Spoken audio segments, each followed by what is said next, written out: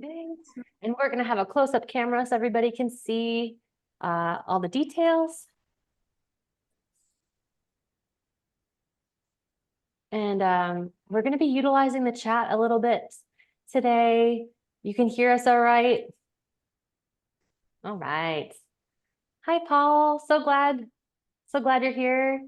Hi, Genevieve. Nice to see you guys. So glad to see all these familiar faces, and I would love if anybody wants to add into the chat what classes you guys have taken before with us, and if there's anyone that is taking a class with us for the first time. And we'll get started in just a few minutes. We've got about 35 households that are tuning in today. That's really a lot, right?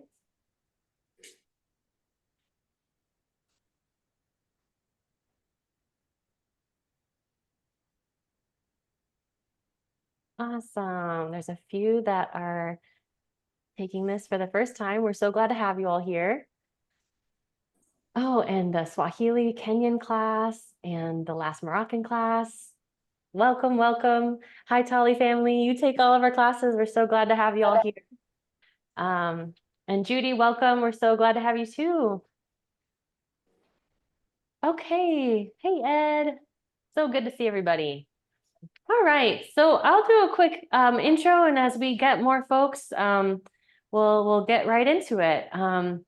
But for those of you that don't know me, my name is Sarah Buckman, and I work at the co-op, and I'm a part of our education program, but also our marketing program.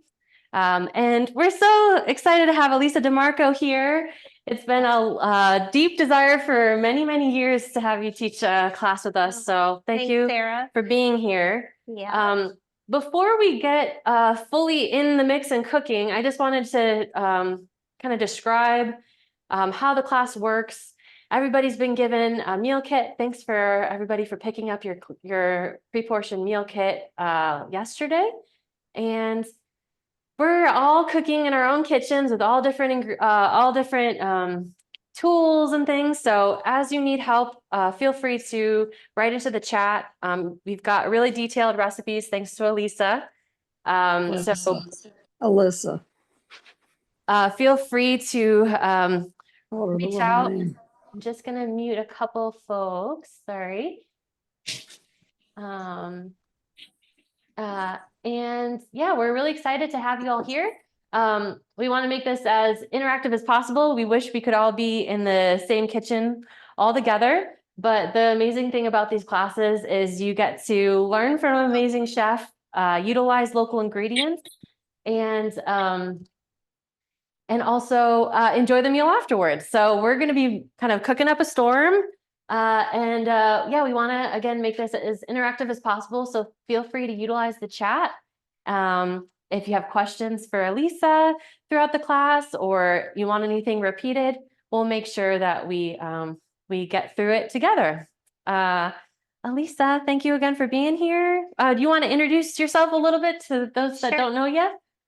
Sure. Oh, I see Christine's on. Hi, Christine. Okay, so I know some of you probably. I am a certified chef. I was trained back in, I got my culinary degree in 2001 from the Culinary Institute of America in New York, and I worked as a chef for many years. But here locally, I was the chef at the Great Impasta for a few years when I first came back to town.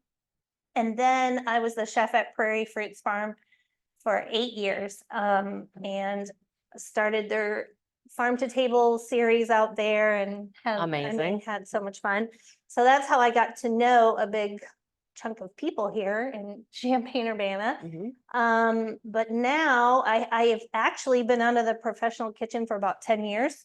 I can't believe it's been that long.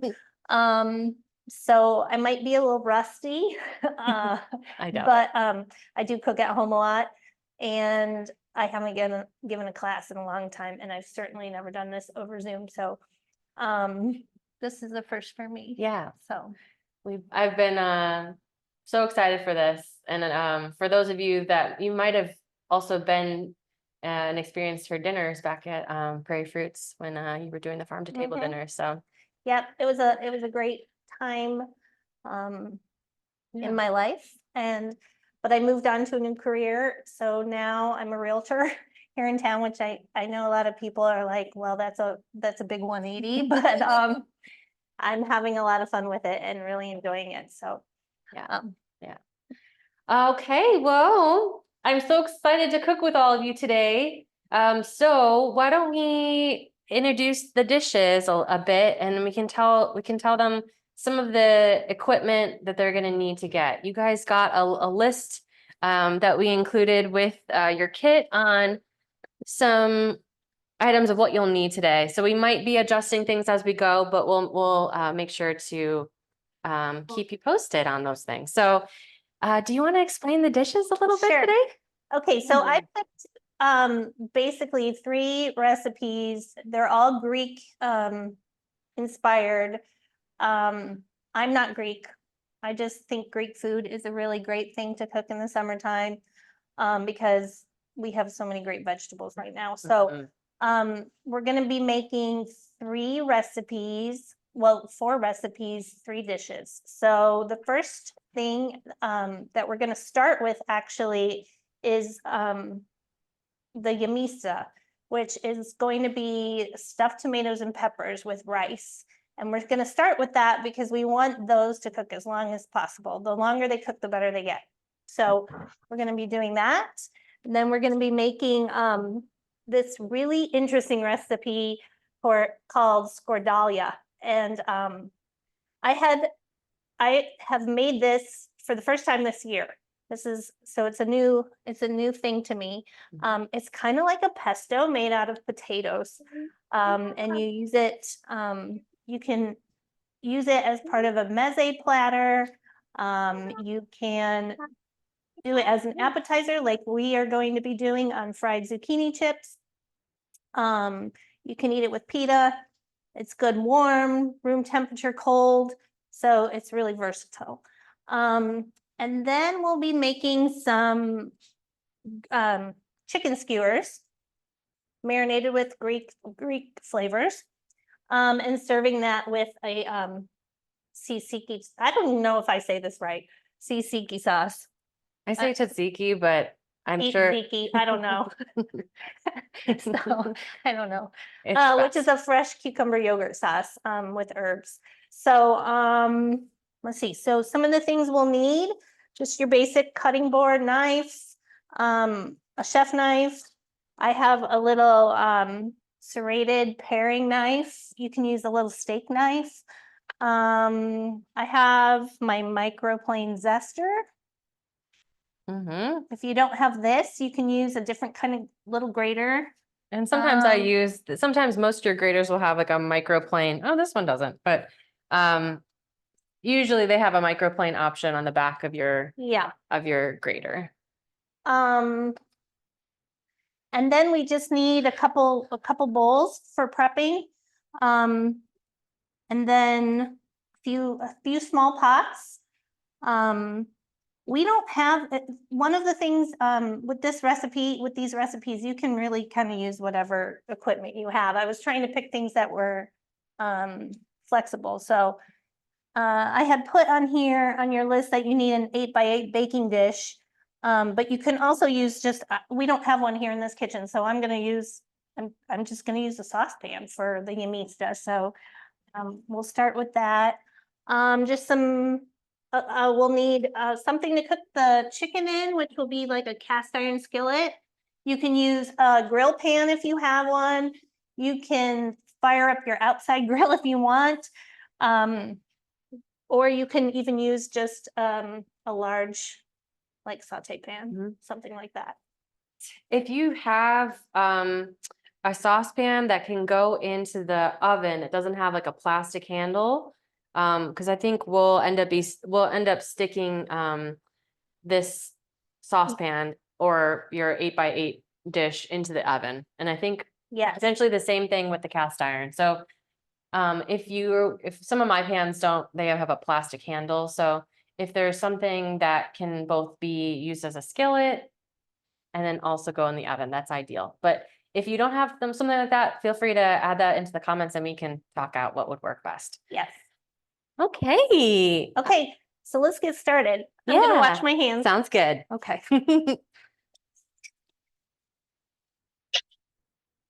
Have any of you made any of these recipes before? I'm a big fan of Greek food. My favorite restaurant, I grew up in Chicago, and my favorite restaurant is Crossroads in Evanston, and they have these chicken skewers and the tzatziki, but I'm really excited about the Yemista and the Skordalia. Okay, the next thing we'll do is we're gonna start with the Yemista recipe. So if you all want to pull that out. And you should have gotten in your kit you may have gotten 3 tomatoes like I did if they were small, and a pepper. So we're gonna start by washing these in the sink. So just give them a quick rinse. Okay. And Jamie says, Crossroads amazing. Oh, I'm so glad you know about it. It's my favorite restaurant. And Anna, hi Anna, so good to see you. Says we love Greek food. And I'm gonna get some close-ups so you can see all the details that she's doing.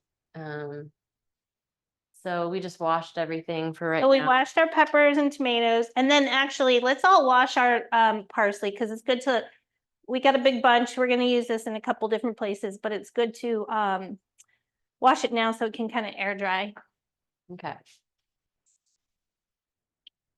So I just run the whole bunch underwater. And then I just spin it in my sink. I don't know if you can see that far away. Shake it out. Mm-hmm. And then, oh, we're out of paper towels. Oh, there's some on top, but Oh. yeah. Yeah, you're right. More towels. I just kind of blot it dry with paper towel. Okay.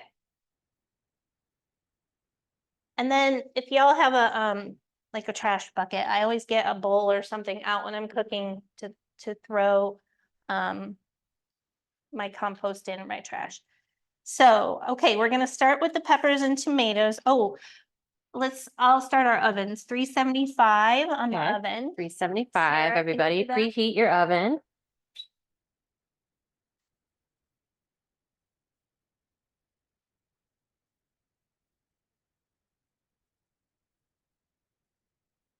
Okay. Okay, then we're gonna start by cutting off the top of our peppers and tomatoes. So just gonna do a slice off each of one. We're gonna keep the tops. So you wanna do about a 1/4 inch slice off the top. So tops off the tomatoes and the pepper, and then you'll kind of like put it back on Yes, after it's stuffed. Which I Yes. think it's gonna look so cute. they are cute. Okay, so we're gonna hang on to those. And then if you have a tomato that's like this one that wants to sit sideways, I'm gonna take the bottom off of it. Okay, so it's stable. Yeah. Nice. Just to kind of make it flat. We'll hang on to this. We'll put everything back in the tomato. So there's no waste on this recipe really, So great. except for, well, we're gonna take the seeds out of the pepper, so we'll get rid of that. Okay. And some of the membrane. Okay. So these are gonna start going into our pan, so the pepper can just sit inside there. And then for this next step, you can use a food processor if you want, or if you don't want to wash it like I usually don't, you can just do this by hand. So we're gonna take a knife and cut around the perimeter of the tomato. So we're hollowing them out. Okay. And then you want to angle your knife in to just kind of get the bottom of it. Basically scooping out all the seeds and Yeah, trying to hollow out as much as you can Right. without going through all the way. yeah, you want to be careful not to poke through the bottom. And then you can take a spoon. And I'm gonna let some of the juice go into my bowl here. Okay. Was it something that you want to save the juice? We or- do, we want to save everything. Okay. And these tomatoes are coming from a Southern Illinois farm. that we're getting from Farmstead Foods. This is a local food distributor that basically is like a food hub for a lot of small farms in southern Illinois. So that one just looks like this. See a little tomato cup. Okay. It's cute. And then we're keeping all of our insides just on our cutting board. Okay. And do you worry about the stem, the green stem at all? I don't. Okay. Mm-mm. But I eat watermelon rind, so Yeah. so I don't know. Okay. Again, these are juicy, which is great. Almost everything is local, even our rice. Some of our herbs are local. Our parsley isn't, but yeah, it's so nice to have a Greek menu with all of our seasonal harvests. That was something I was really excited about. Yeah, Alexis, you said Cahokia rice? Yes, so we have really close to St. Louis, near the Cahokia Mounds, is this Cahokia rice. They grow I believe white rice and brown rice, so it's a really cool local source. Okay. This is a little tedious, but the rest of the recipe comes together really quick, so it's kind of the most prep. And I've seen stuffed peppers before, Mhm. but I love the idea of the stuffed tomatoes because who doesn't love tomatoes? It's Yes. one of my favorites. Me too. And you can also do this with little zucchini. If you get some really fat zucchini, Oh, you can cut little segments of it and then do the zucchini too. oh, good thinking. Okay.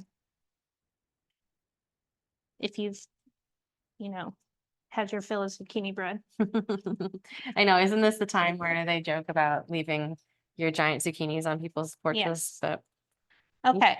As you can see, it doesn't need to be perfect inside. yeah. All right. So we're going to do that. We'll set them in our dish.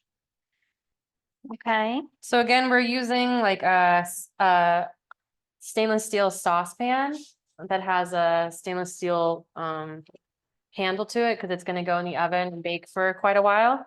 But if you wanted to use like an 8x8 like casserole dish, Alisa, your comment was that you ideally want something that has kind of like a nice depth to it so that the liquid. At least the height of the vegetables. Okay. Nice. Okay. All right. Yeah. I mean, at home when I made this, I used my Corningware. Okay. Like, my. Yeah. Okay. So with these, we're just going to chop these up.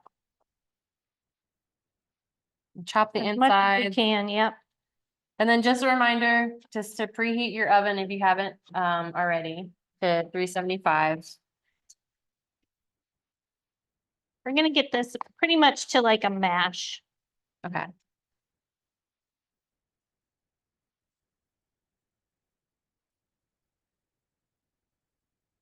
How did you stumble on this recipe? Oh, okay. So at Prairie Fruits Farm, we had a Greek dinner one time, and the neighbors of Prairie Fruits Farm are Greek.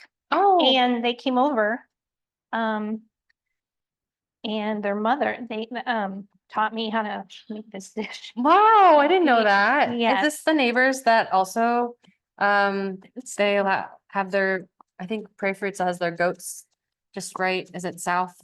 Is it the neighbors south of them? It's the people who own the glass house. Okay. Mhm. Okay, cool. Down the road. That's awesome. Mary Calansis and her mom. Okay.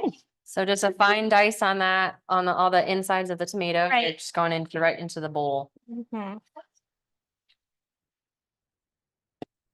And all the sauce too, or all of your juice. All So juice. You Okay. can just carefully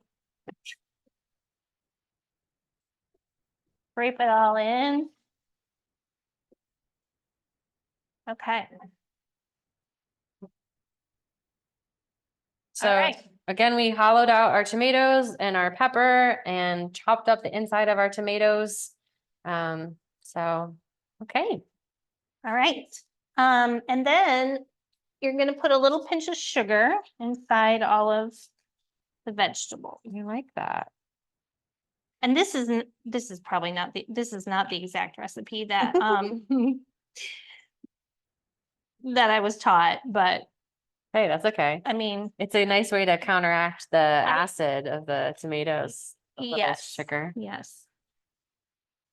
And we're gonna put salt in the mix, so don't worry about putting salt inside of these. Okay. Okay, so next we're gonna add our onion. We gave everyone an enormous Mhm. onion, so most likely we're not going to use all of that. So I would say this is a half of a cup of onion we need, so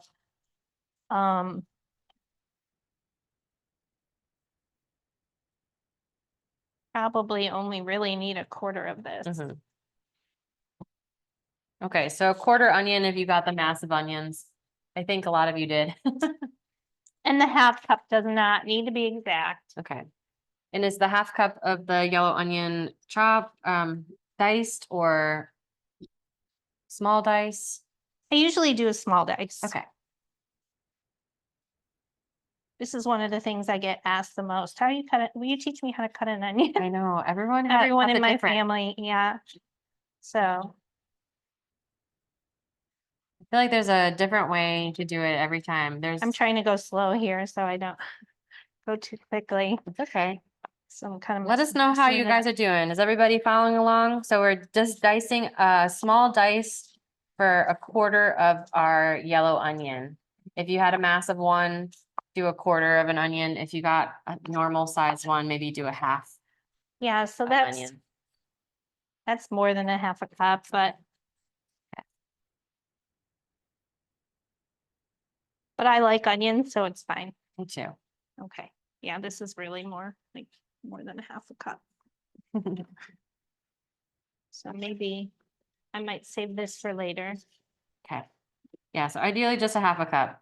And then you can use the onion tomorrow for a omelet or something special. I don't know. I thought I had a little cup here to save this in. Sure. Okay.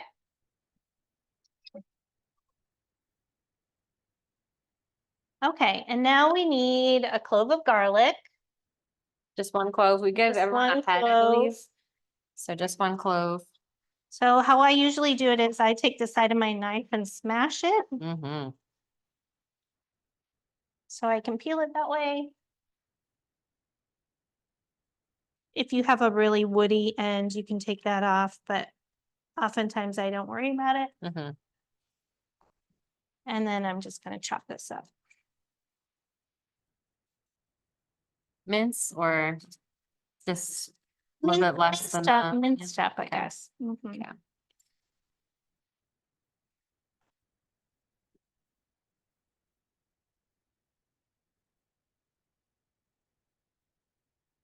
I like that knife.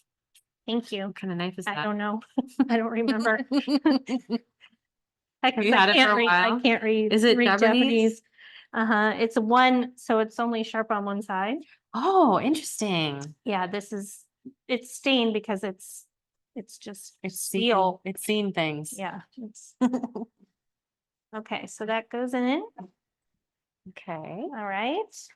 So again, we chopped up our tomatoes, we chopped off a quarter of our onion, and then we minced a clove of garlic. Yep. Okay, we're gonna add our rice to this bowl.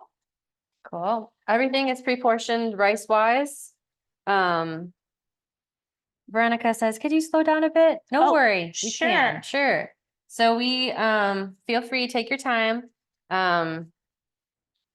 We just put in the 4 tablespoons of the cahokia rice. Yep. How's everybody doing? You're probably bustling about. Just finished chopping the onions. You guys are a little bit too fast. Sorry. That's okay. We'll slow down.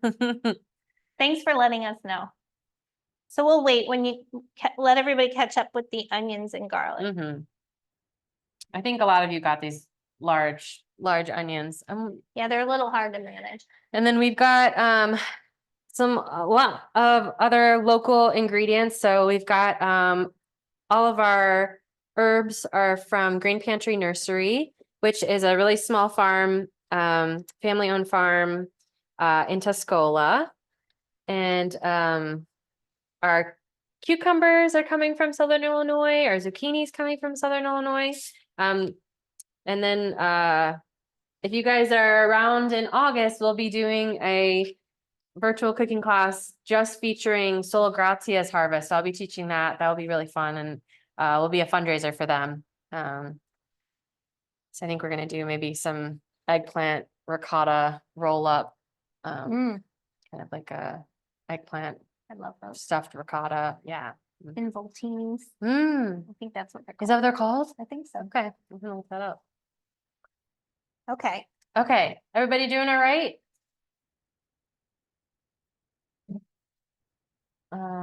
So again, we sprinkled a little bit of sugar on our hollowed out tomatoes and peppers.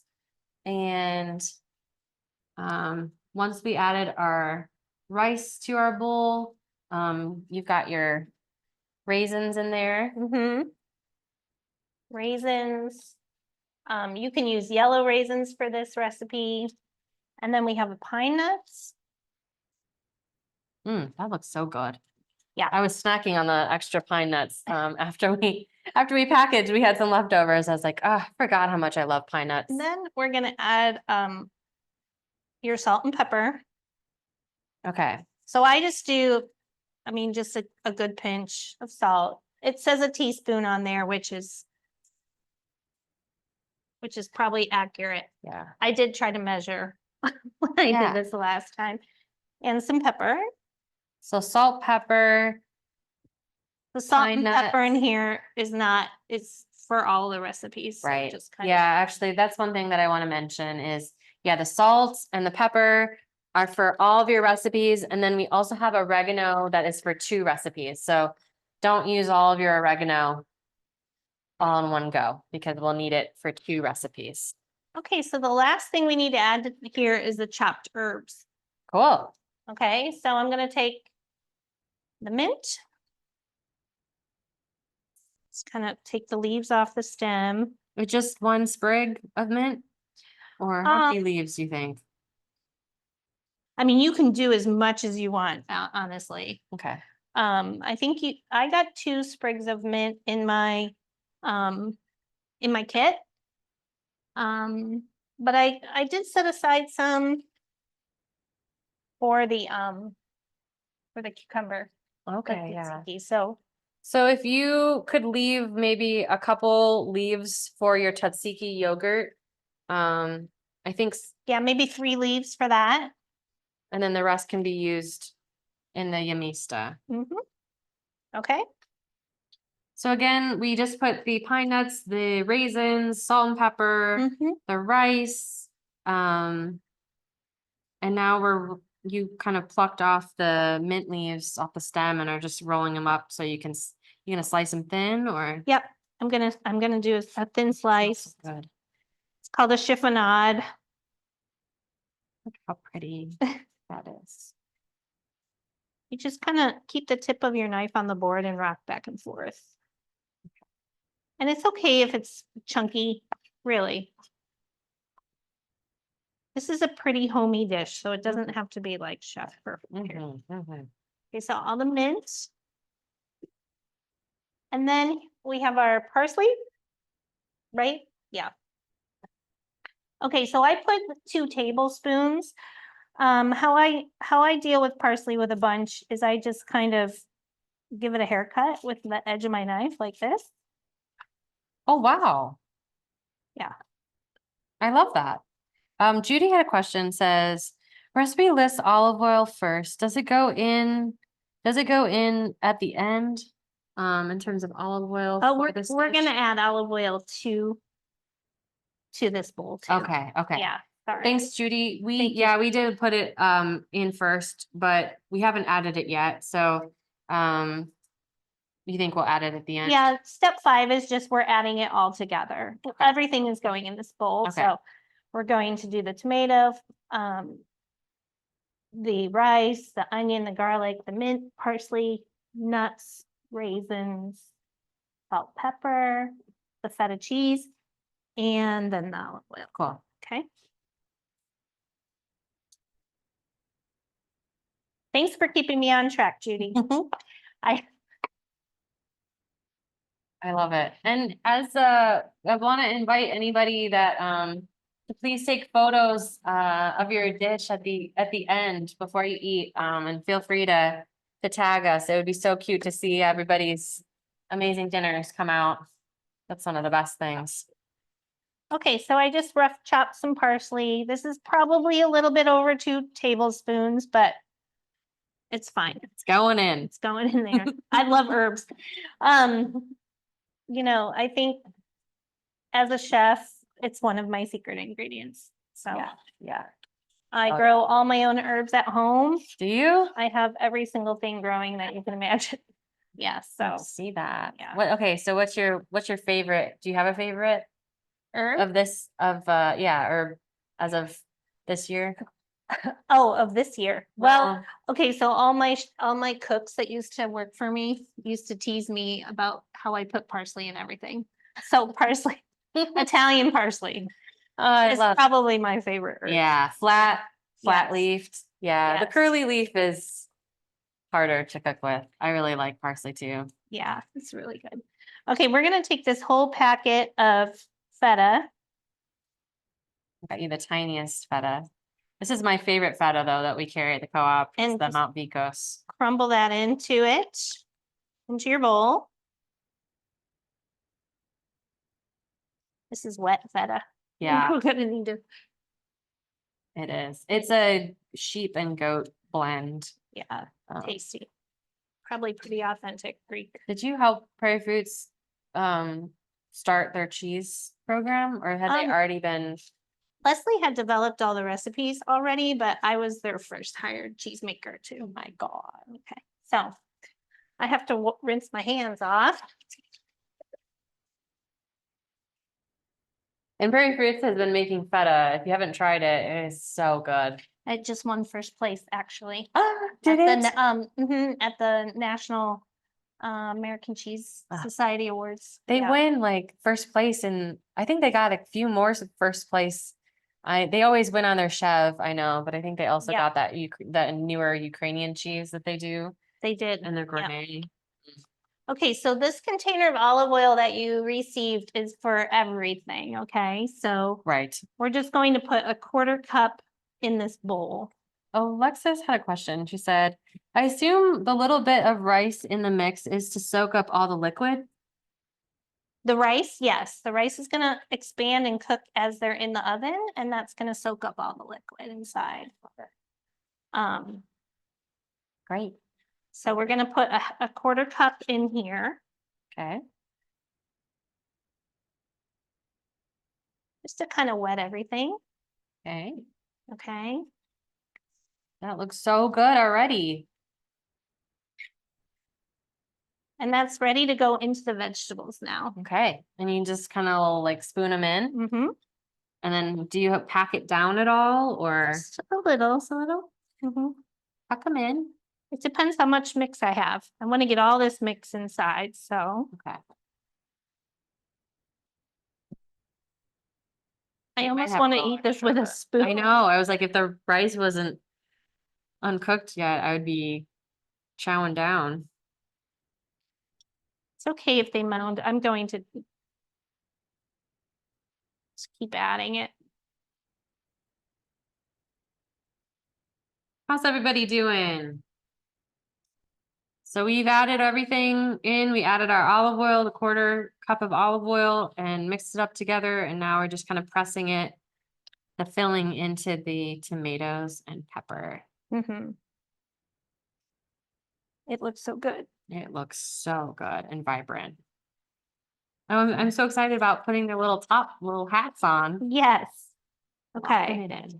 It's okay if it spills out. too. Okay. And you kind of have it coming a little bit up and over, Mm-hmm. because it will, as it cooks, it will probably settle in more. It too. will. Mm-hmm. Oh, Christine asked tomato paste. Not yet. Okay, yeah, tomato paste is for the It's coming. it's gonna be in the liquid that basically or like Right. braises things. So we're gonna put the lids back on. Oh my Their god. little hats. So cute. Yep. Okay. So now comes the tomato paste part. So I want to point out, like, these are nice and snug in this pot, which is why I chose this over the larger pan that we had. So if you have a bigger pan and a lot of empty space around your vegetables, I'm gonna make a little adjustment. So hold on for that. But so first I'm going to do this here. So we're Okay. going to do half a cup of water.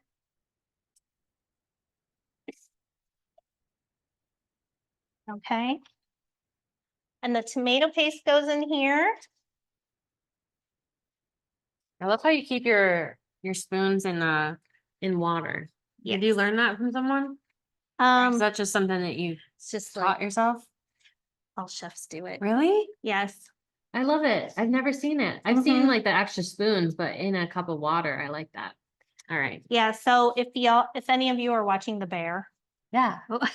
so what do they call that when they give secret clues, like in movies that only people in the know catch? I think it's called an Easter egg. Yeah, Easter egg. Uh-huh. If you watch closely, there's a couple Easter eggs about chef spoons Yeah. in that show. I'm So trying to think of it. I've watched it. Has anybody watched The Bear?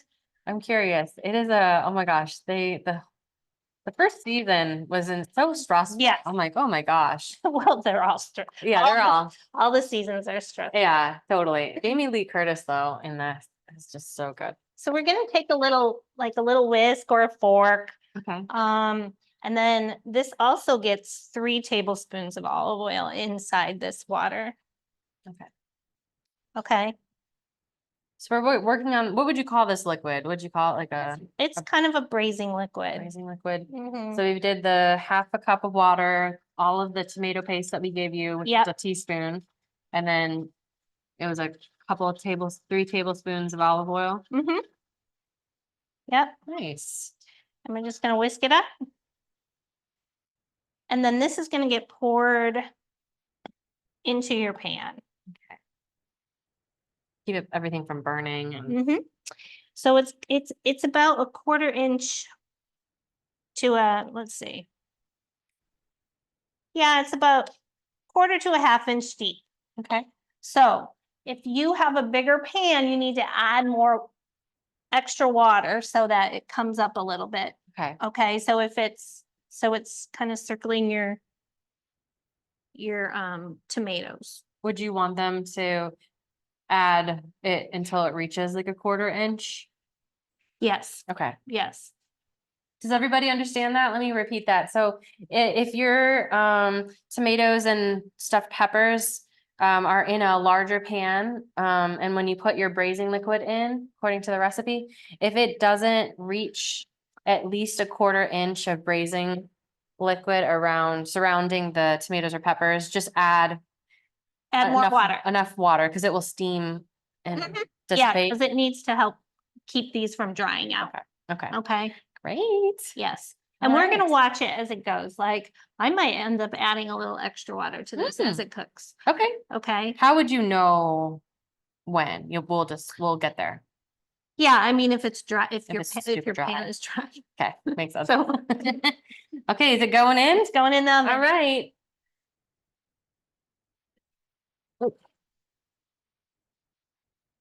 All right. And then you said the recipe is like, it could just bake in there for a while, maybe like an hour. Right, so it's gonna be at least, I mean, it depends 2 on your hours. size on your vegetables. Okay. Okay, and No lid, they're asking? no lid. No lid. No lid. Nope. Okay, easy. And they're just gonna hang out in there and cook for an hour, at least an hour and a half. You might leave them a little longer, and then also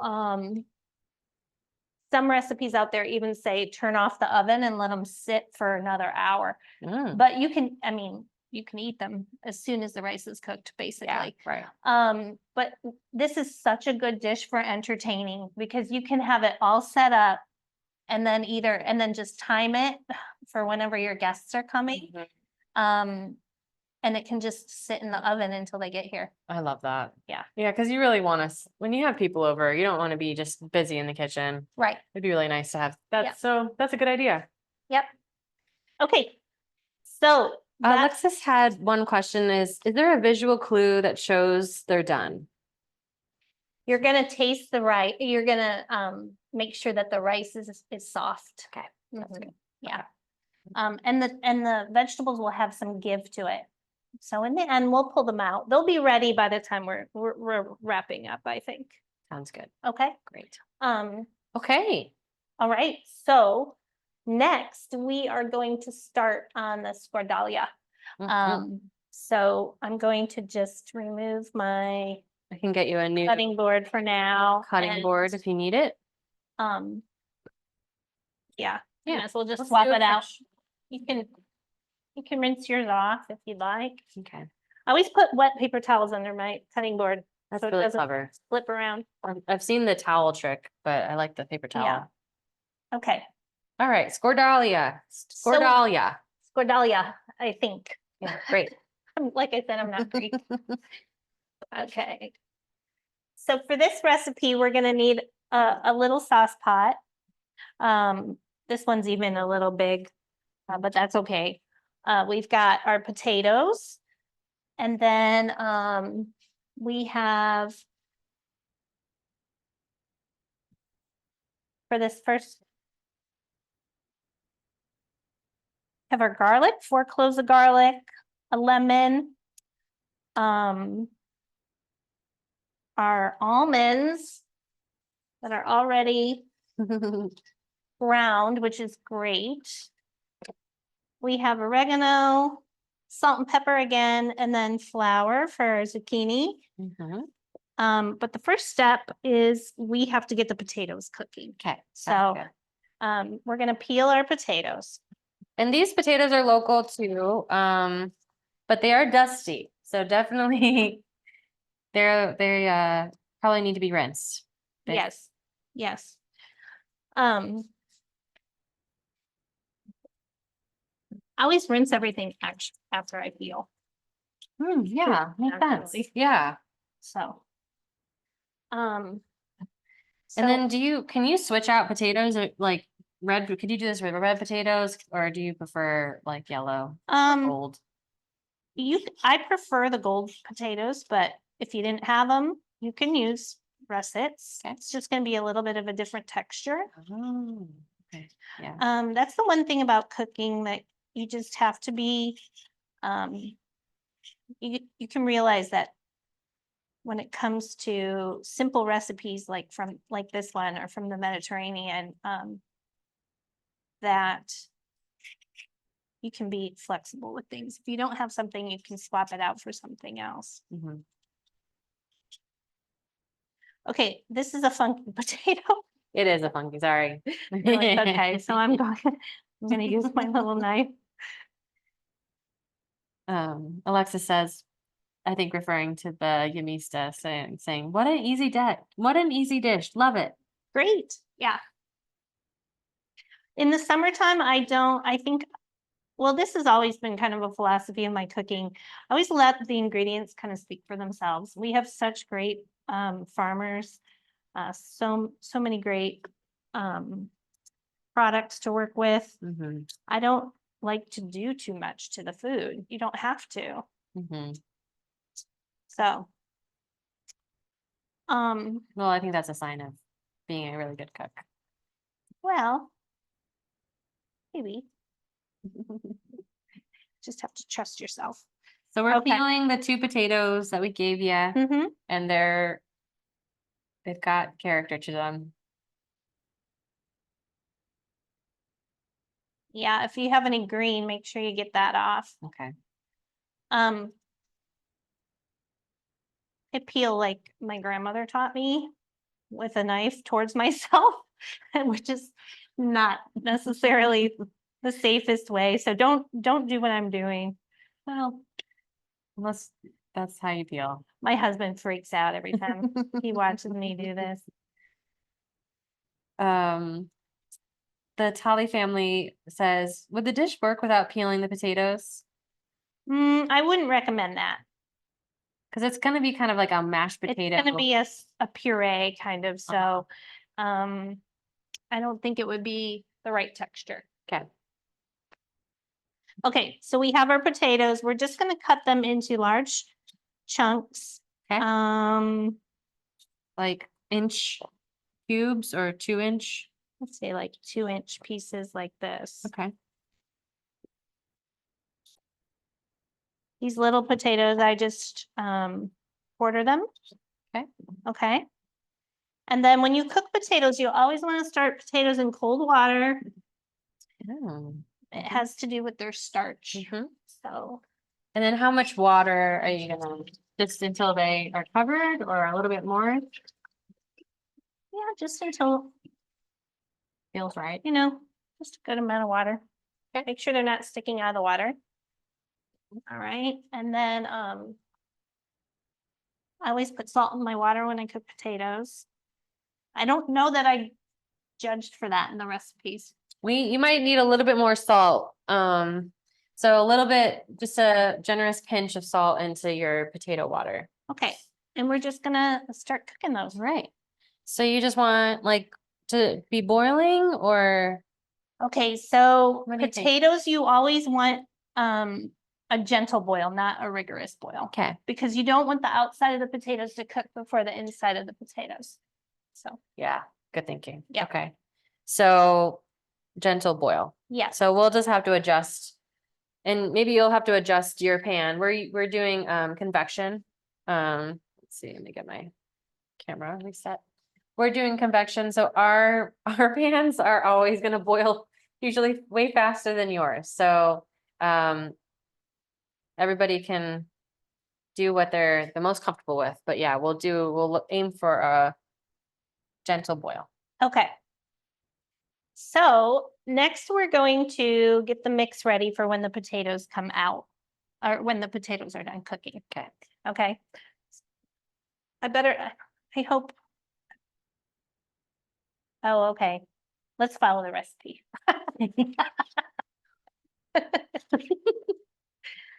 So zucchini next. Zucchini next. Okay. All right. Is everybody doing okay? Where are you guys at in terms of your potato Skordalia dish?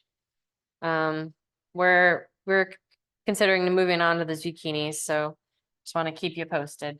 So again, we peeled our potatoes, cubed them into like Mhm. roughly 2-inch segments and put them in a small saucepan with cold water. And we're gonna bring this, with a generous pinch of salt. We're gonna bring it to a gentle boil. Okay. Judy's still on potatoes. Paul Okay. says potatoes on. All right. All right. So we're gonna kind of prep this dish halfway, okay? Because the potatoes are gonna take a while to cook. So we're gonna get this prepped, and then we're gonna pause for a minute and put our marinade together for the chicken. So that can sit a little while we finish off this dish, Great. okay? So we're gonna get our zucchini ready. So this zucchini is a good size. It's a pretty big one.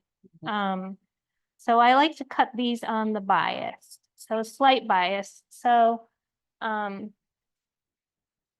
you want about 1/3 of an inch thick. So we're just Okay. gonna slice. I liked reading on the bias instead of, that just makes sense. What That's is it? great. What do?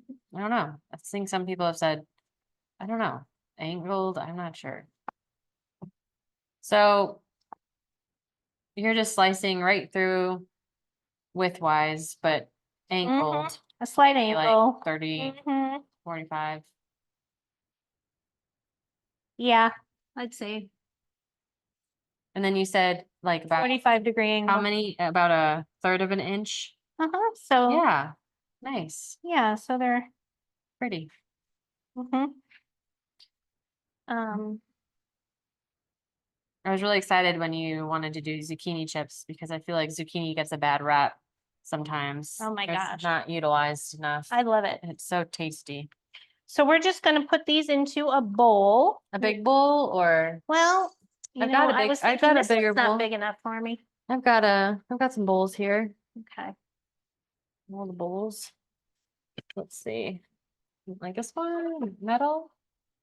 This one looks really good because it's a little bit wide. Mm-hmm.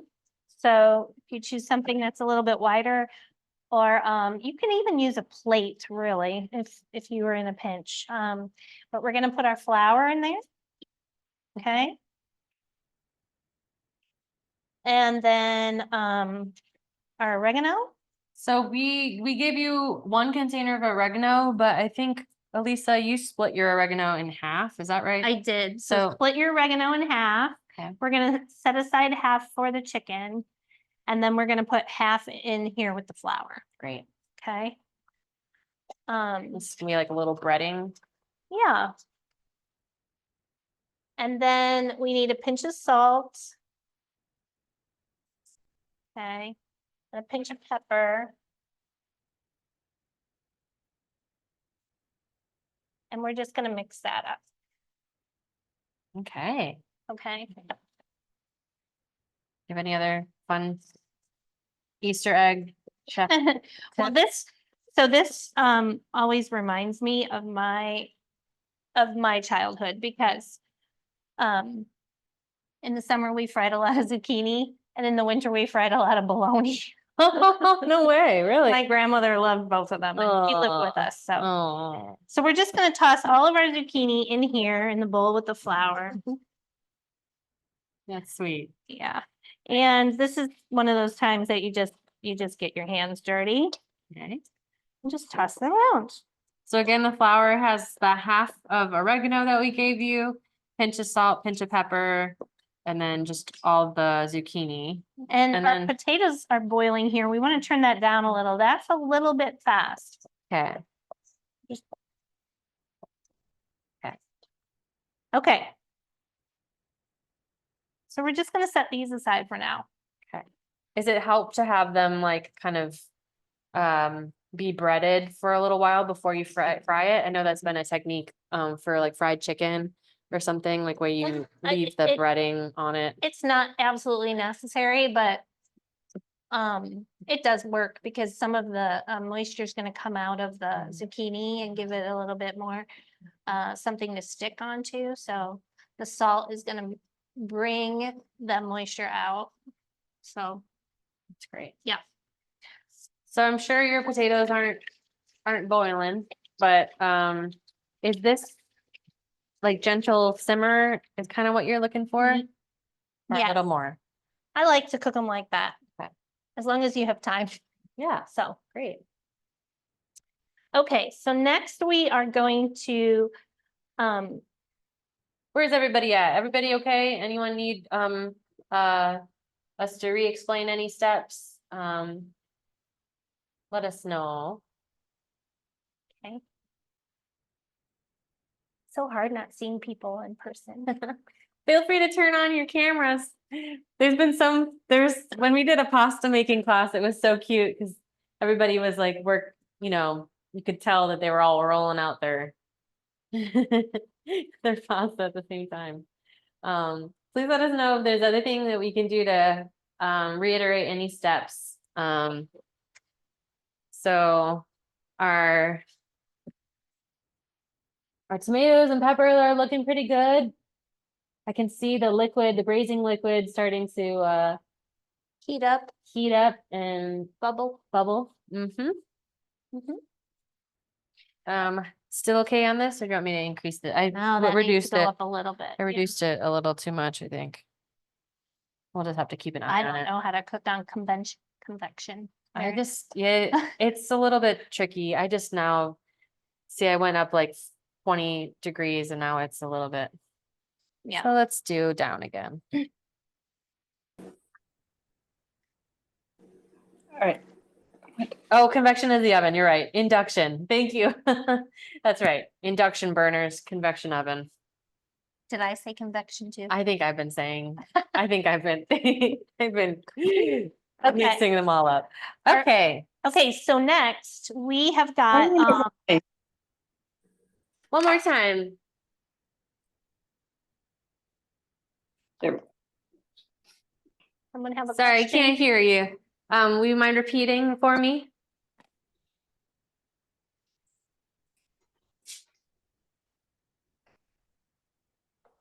Okay, sorry about that. I didn't hear you, but feel free to put it in the chat or unmute yourself. We're happy to answer any questions. Okay, Okay. all right, so next we are going to chop up some more garlic. All right. Okay, so this dish is really garlicky. So if you are someone who prefers a more mild flavor, you might want to back off on the garlic a little bit. Okay, you can go down to just being one clove if you really, but I love garlic. The traditional way to do it is with a lot of garlic. So Okay. again, I'm just gonna smash. And this is These kind of cloves. technically, it will be technically raw in a way because It is raw. because yeah. I mean, we're gonna mellow it out a little bit with the lemon juice, Mhm. but it's gonna be it's got a bite to it. Genevieve says, love garlic. Yes, me too, Genevieve. Yeah, I love it. When my mom comes over, she always says, "Your house smells like garlic and onions." Yeah. Well, yeah. That's, hey, better that than anything else. So, all right. Do you grow garlic? I don't. Mm-mm. I don't have the best luck. I always get the smallest heads of garlic, but it's really fun to grow. So I'm going to give you a little pro tip on chopping garlic. If Okay. you put a pinch of salt on your garlic like this, it creates kind of an abrasive and it will help chop it.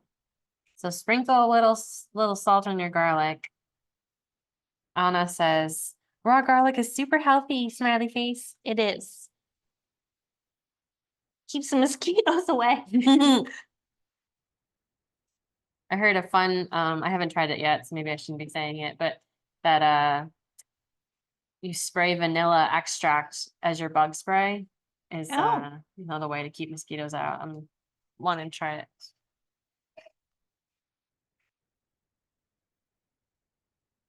So as fine as you can get this, the better. So if you have a garlic press, you can use that. Okay. If you want to grate it, you can do that. Now, just know that the more you press raw garlic or the more you break it up or break the cells of it, the stronger it's going to be. So, good point. yeah. Be extra strong. And again, we're just mincing up 4 cloves of garlic. Mm-hmm. I'm gonna have to try that salt trick. Probably even draws out that garlicky liquid It does, yeah. of the salt. And do you do that like knife trick where you grind it using the side? Like this? Yeah. I don't do that, but I've seen people do it. Really wants to stick to your hands. Yeah. You want a little bit more Oh, God. heat on yeah, this? a little bit. I'm just gonna be coming in and out. We could probably just leave it on the higher if we have to. Okay. Yeah. All right. Alexis says, can I smash it in a mortar and pestle with salt? Oh, yeah. Actually, traditionally, this dish is made entirely in the mortar and pestle. Nice. So if you want to do this whole thing in the mortar and pestle, you can, if you have a big one. It's a great idea. But you're gonna get a big workout because it's not always easy. Okay. So look at your mince. It's so nice. You've got a really good Years of practice. I know. I can tell. Yeah. I just keep like bringing it in on itself and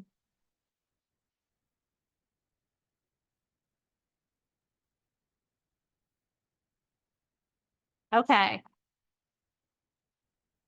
I'm gonna go with that. Yeah, looks great. All right. So you're gonna put it into a small bowl. Mm-hmm.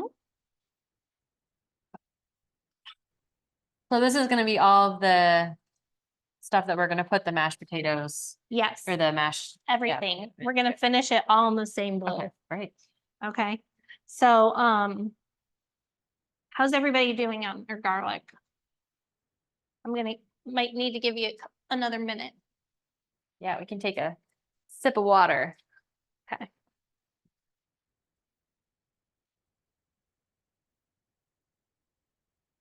Doing good. We've got an hour. I think Yeah, we'll be fine. we're in good shape.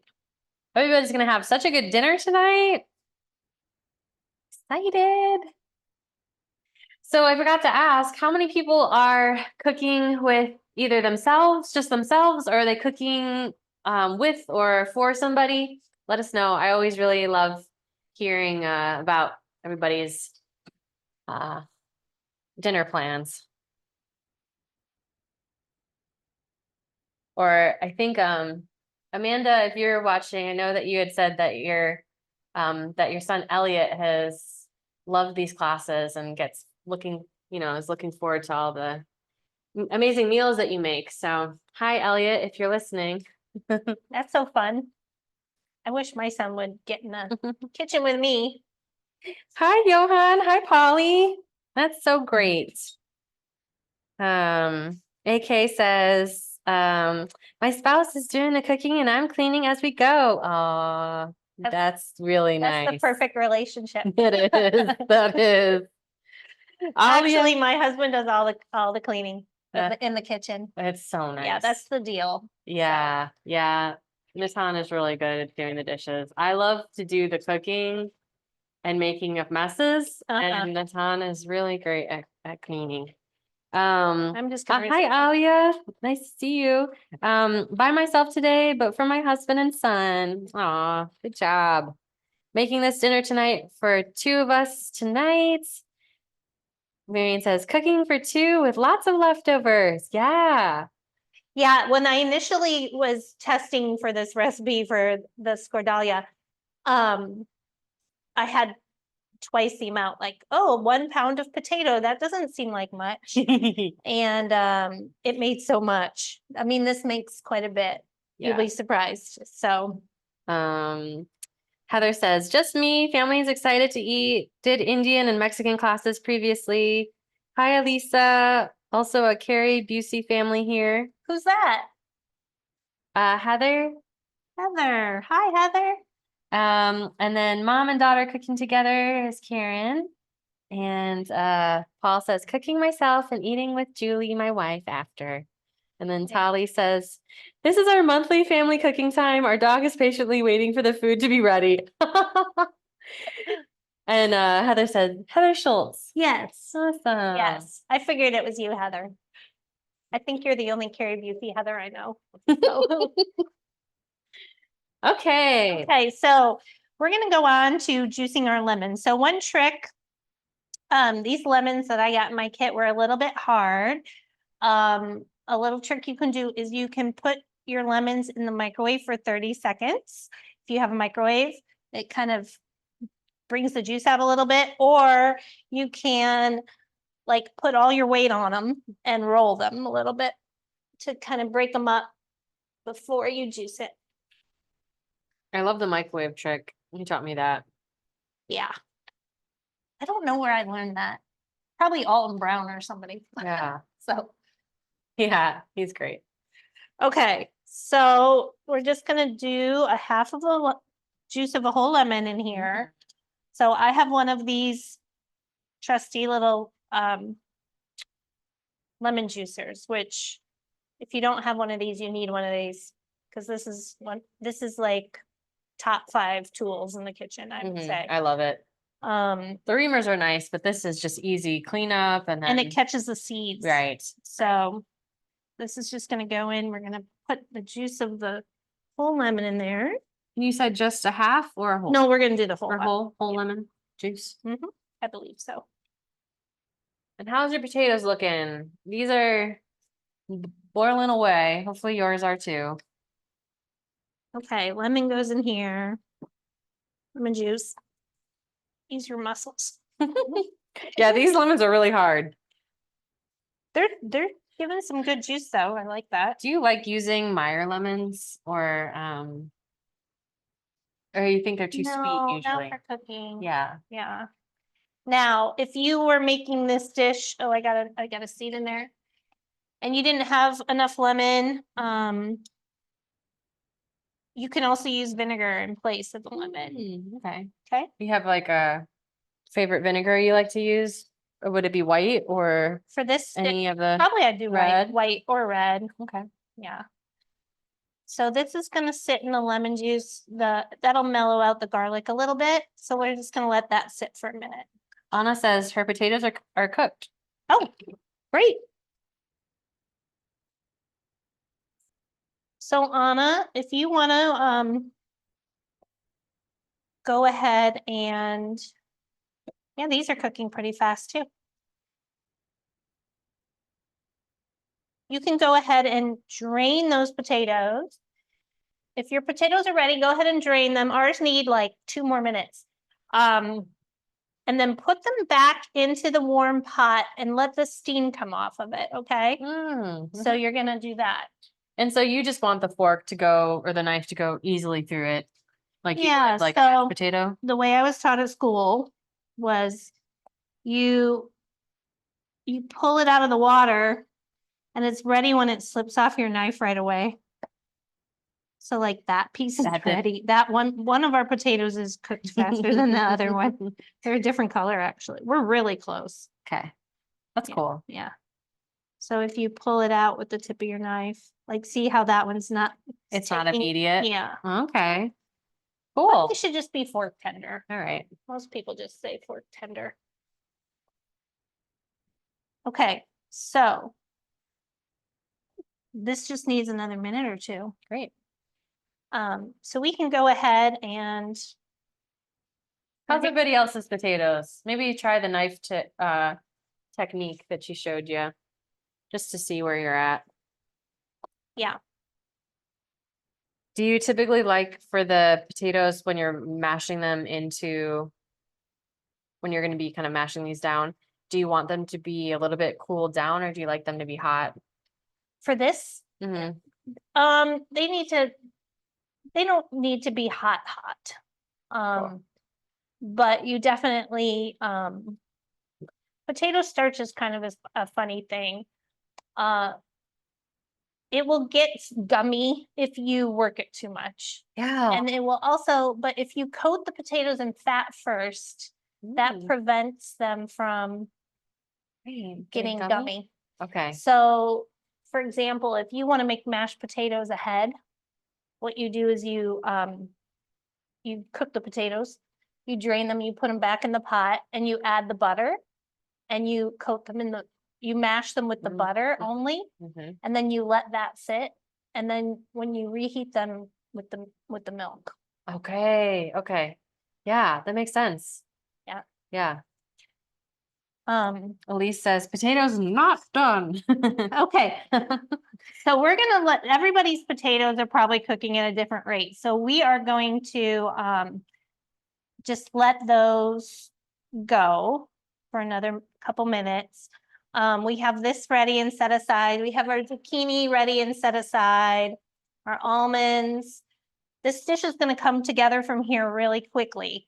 Okay, so let's take a moment if we can multitask and make sure we're keeping an eye on our potatoes and not overcooking them. Let's go ahead and prep our chicken marinade. Okay. Maybe great. not pull out the chicken, but we'll get the marinade put together. Okay. Great. Okay. What kind of bowl do you like? Oh, you got a kind of a bigger bowl. Got a bowl. Paul says some done, some not. Yeah, that's me too, Paul. Okay, so for the chicken marinade, we're basically going to be using, again, lemon juice, the zest of the lemon, as well as some dried herbs and fresh herbs. So it's kind of a mix. So I'm gonna start with mixing the lemon juice and olive oil and the spices in here. Okay. So, So you're gonna need your other lemon, massaging it garlic or powder. microwaving it. yeah, giving it a massage. We've got a bigger, decent bowl. That way the chicken can go right into it. We Yes. also have the oregano, the local oregano, paprika, Mhm. garlic powder, and then the other half of the oregano. Mhm. And then, yeah. Okay, so Just juicing the lemon again. oh, you know what? I screwed up, everybody. I screwed up. We want to zest the lemon before we cut it in half. Okay. So it's no big deal. I can do it from here. So I have one of these microplane zesters, which I really, really like. Yeah. I do it upside down like this so that all the peel stays caught. So I move the zester rather than the lemon. I have kind of Yeah, scarred. a scar on my lemon, so I'm gonna avoid that part, okay? Because it might be bitter. I'm just taking all the bright yellow off.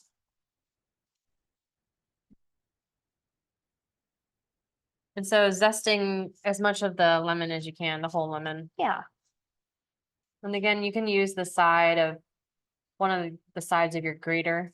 and honestly, if you don't have a good tool for this and it's just gonna cause you more frustration, you can skip the lemon zest. I like the idea of keeping the zest or this planer like face up. Mm-hmm. Catches everything. Yeah, that way you don't have to like fetch all of the scraps of peel. Okay, I think our potatoes are probably done. Yeah, Okay. so we'll just turn those off for now. And then, Oh, off. oh, Okay. okay. So we'll keep it in the water or do you want to strain it? I'm gonna strain them in a minute, but I'll finish juicing this lemon first. That's good. So juicing the whole lemon. Mhm. She zested it also.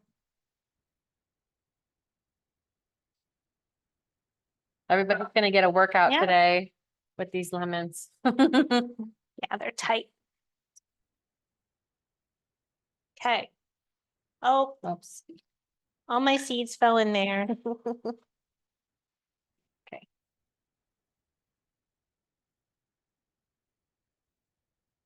Okay.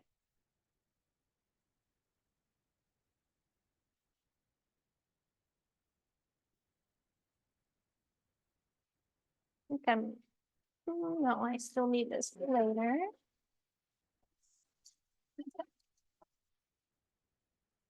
And do you need a sieve or anything? Or are you gonna use? Yeah, cool. So I've got my colander.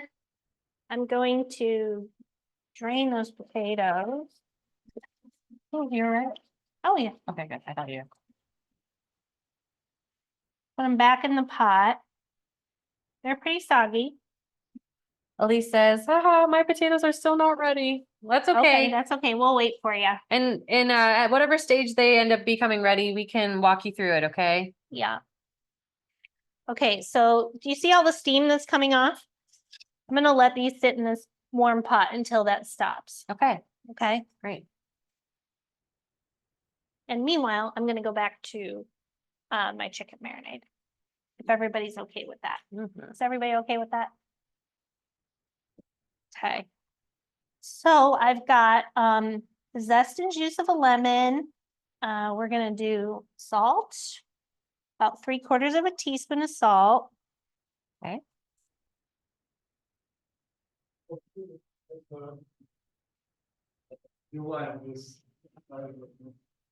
Oh, it's okay. It's okay, Leo. Leo's our amazing facilities person. You were gonna fix the faucet maybe later today? Thank you. Appreciate that. Thanks, Leo. this gets the garlic powder, the paprika, the oregano, Okay, garlic powder, paprika, oregano, salt, salt. pepper or no? Oh, I don't think I put pepper in here, but if you like pepper, put pepper in there. Cool. And then we've got our olive oil, which is 1 to 2 tablespoons. Okay. Okay. All right. And we're just going to mix that up. All right. We're also going to put the fresh herbs in here too, but Mm. I've noticed that Veronica, we did put the garlic powder, paprika, a pinch of salt, 2 tablespoons of olive oil. We haven't, and the oregano. We haven't put in our fresh herbs. fresh parsley or oregano yet. Yeah, so we're going to do that too. How's everyone's potatoes? Yeah. Are they cooked? So our steam is now lessened. It's not steaming as much as it was. Yeah, so they're just about ready. So I'm just pulling all of the leaves off the fresh, both sprigs of oregano. Okay. And then I'm also going to put some parsley in there. I'm gonna take this tip and use that tip of like using the knife to kind of just slice off the leaves. Yeah. So that way you just avoid the stems as much as you can. But the stems are really not bad, especially in a marinade. Okay. Okay. I usually take out the big fat ones, Mm-hmm. but I'll leave all those little ones in there. Okay. They're all just fine. And then we're just gonna chop this up. And even with loose little leaves like this, I always kind of try to wad it up Mm-hmm. to a little pile. And then again, just I slice it to start with. You just combined the oregano leaves with the parsley, just Mhm. chop it up together. Yeah. And I mean, there's measurements on this recipe, but it's, you can just go with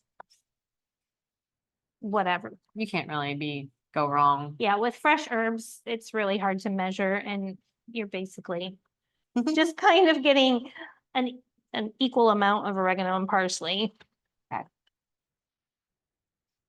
Elise says, not falling off the knife, or not falling off knife soft yet.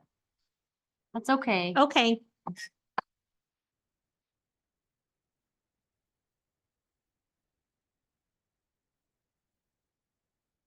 So good. And you're just kind of Yeah, fine. just rough chopping it really. Mhm. Yeah. So you can see it's Mm-hmm. That It's not marinade, very- the color is going to be so nice on that Yeah. marinade. yeah. A spoon falling in there. Mm-hmm. Okay, so this is gonna go in there. Okay. All right. So our parsley and oregano went in when we rough chopped it. Yep. Fresh oregano. So we took the leaves off the stems and chopped it up with the parsley. Yes. And put it into the bowl. So I'll Okay. read off everything that we put in there. So Basically everything on the list except for the chicken. except for the chicken and except for the tzatziki sauce. So zest and juice of 1 lemon, 3/4 teaspoon salt, the garlic powder, the paprika, the half of the dried oregano that we had left over, 1 to 2 tablespoons olive oil, a rough tablespoon fresh parsley chopped, and a rough tablespoon of fresh oregano chopped. Okay. Okay. All right. So I just want to give everybody a chance to get that completed. So if you can get an idea of where everybody's at. Mmm. Is that good? Yum. Yeah. Taste it now before we put the I chicken. know. in it. I know. I can't taste it after that until it's done. And we're using Amish chicken today from Arthur, Illinois. So Yep. chicken breast, boneless, skinless chicken breast. Ooh, our tomatoes are getting a little dark. No, that's right.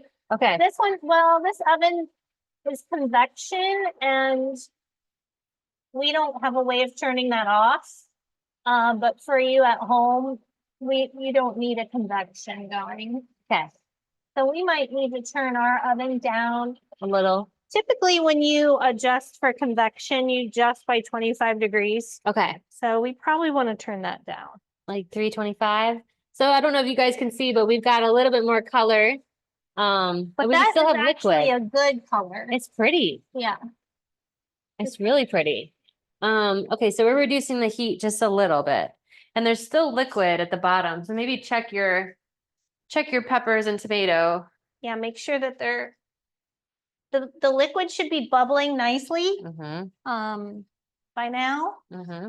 So hopefully that's going well for you. Judy says recipe lists olive oil first. Does it go? Oh, sorry, wrong part. Elise says potato finally done. Okay. Okay, does Just strain it and then let it sit to have the steam escape. And then Heather said, my pepper fell over. Should I upright it? Yes, Yeah. if you can. If you can, Heather, yes. Okay. All right. How's everybody doing? Is anybody still working on their marinade? Let us know. Yeah, I'd like if everybody could weigh in, let us know if you're ready to move on to finishing off our Skordalia. So good. Yeah.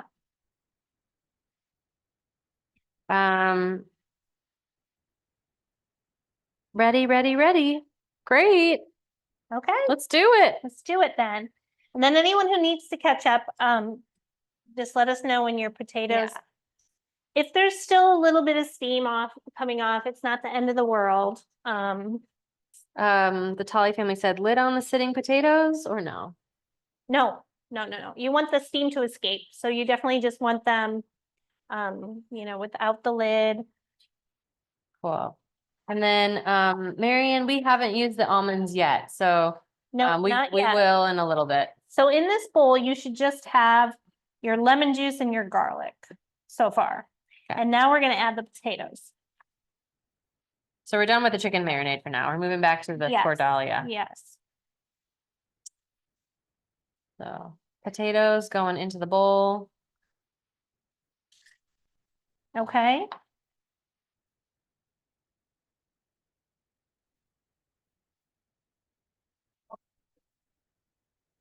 And then you're gonna get your potato masher or your whisk. And then I do have to apologize because with the salt and pepper thing, I don't know. You might need a little bit more salt and a little more pepper. So I'm not sure. here. Oh no, they're on there. So Yeah. okay, I did put it down there. So you're gonna add that half teaspoon of kosher salt now, or the salt, the potatoes. And then we're going to mash them there. I don't put pepper in here, so just the salt. And then we're gonna go ahead and mash them up.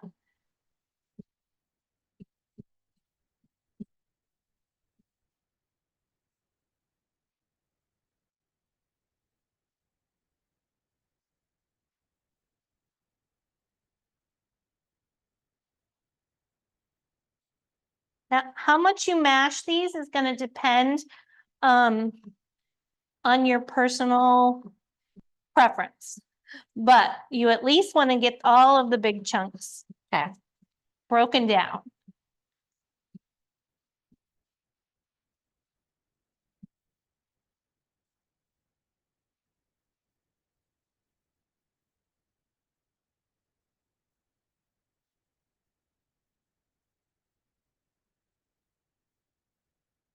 Okay, so that's looking pretty good at this point.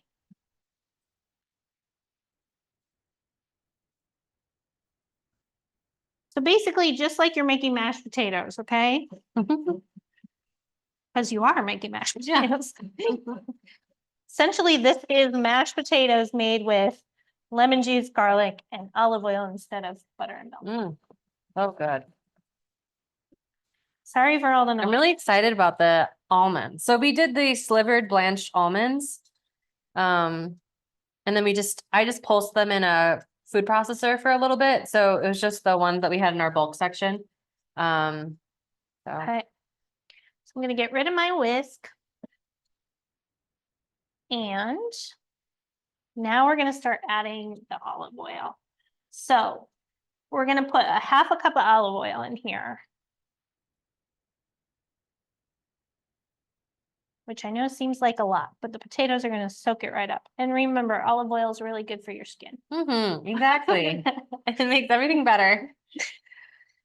Just gonna mix that in slowly.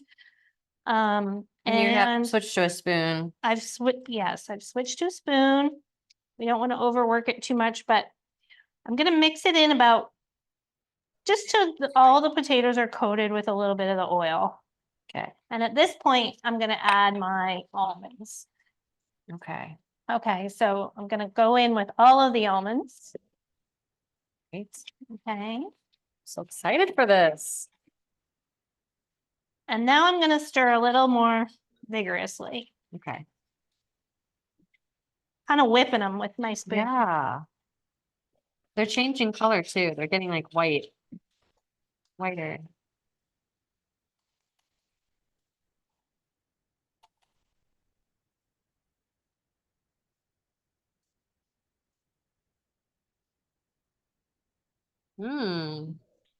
All right. Now this is the point where you have to taste it. Okay. And I'm gonna try. try the see how your seasoning is, because it probably, I mean, depending on how much salt you put in, you might want to, you're just gonna add salt to taste at this point. Oh my gosh, yum. I love it. Isn't it I good? love the almonds in it. Mm-hmm. And the garlic is just perfect. And I think that has enough salt. I do. I'm gonna grab. Alexis says, is there a reason you would mash the potatoes with the olive oil? Always. Oh, I just want to make sure dip was what you needed. Yes, Yeah. you Which- definitely that's want to. Mint and maybe both. Oh, no, And so it let's- tastes Sorry, good. Holly, I can't hear you. What did you say? We're not on audible or visual. Did you say something, Paul? Sorry, no. Okay, no worries. So you definitely want to, I did break them down first with my whisk before I added the olive oil. And then I added the olive oil and stirred it in halfway.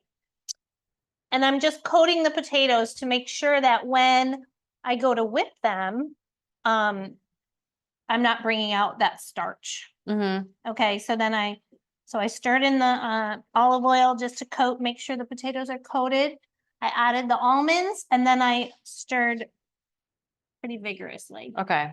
And I think that, so Veronica said, my potatoes are still steaming, so wait until they stop steaming and then you can incorporate them into the lemon and garlic. And then Karen said, we had 2 potatoes, so ours is a bit oily. Anything you would do to rectify that? And I think ours was oily until we added the almonds and then Yes. kind of whipped it a little bit harder. Right. And just, yeah, continue to stir that olive oil in and the potatoes should soak it up nicely. But I mean, we're going, actually, a lot of times this dish is plated with additional olive oil poured on top. So it's okay if it's oily, it's part of the taste. Right. It's like a dip. So, I don't know if we want to plate it or do we just want to Sure. leave it? Sure, Okay, sure. Do we have any? Yeah, we've got some bowls. Would you put it on a plate or on a bowl or? Oh, what's this little? Oh, this is pretty. Yeah. Okay, Okay. so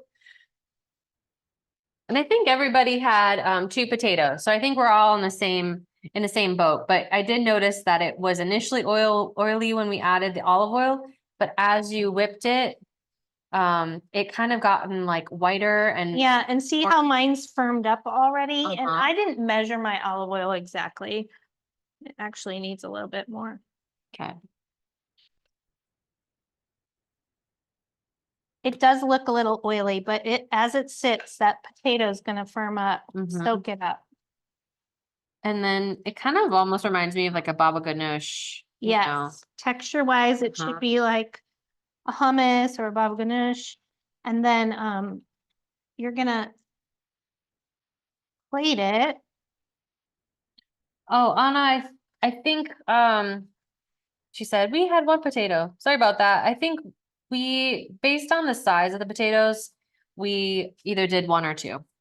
Yeah, it was just a half a pound. Yeah. So And- I'm kind of spreading this out, Okay. okay? For presentation, this is very traditional, I think, like even with Middle Eastern food to Mhm. plate hummus or baba ganoush like this, where It has a little like drizzle on top. yeah, where you put a little olive oil on top. And then here is where you can, if you like chopped herbs, you can add some chopped parsley on top. Okay. You can add sliced green onions on top. Judy, I love you, Judy. Guess I should stop eating the dip and plate it like you said. Yeah. Isn't it delicious? How many of you like the flavor? Alexa says, can you make this ahead of time? Yes, and it will keep for a couple days in the fridge. Cool. Probably up to 3 days with potatoes. Never go longer than 3 days with potatoes or rice. Okay. And then so you could serve this right away at this temperature. It can it's very good at room temperature. It's good cold. Yeah, just play with it and see the way you like it best, I think. So that's our Skordalia. Yeah, thank So you. we're not done yet because we have to make the zucchini chips, Mhm. but so we're gonna let it sit while we, And it's been almost an hour on our tomatoes and pepper. So we can check on that. Eve said sprinkle a touch of paprika on it. yes, that would also be really pretty. nice. And then Elise says we'll use a little bit less lemon next time. Garlic is great. Yeah. And as it sits, that flavor is gonna come together a little bit. So it's good, in a half an hour, it's gonna taste a little bit different. Sounds good. So I'm just cleaning up my station. Okay. And then we're gonna go on to getting our chicken marinated, Okay. and then we'll cook the zucchini, Yeah. okay? Okay. So we've got that marinade. How's everybody else? Are they all caught up? Let us know how you guys are doing. We're gonna get our chicken.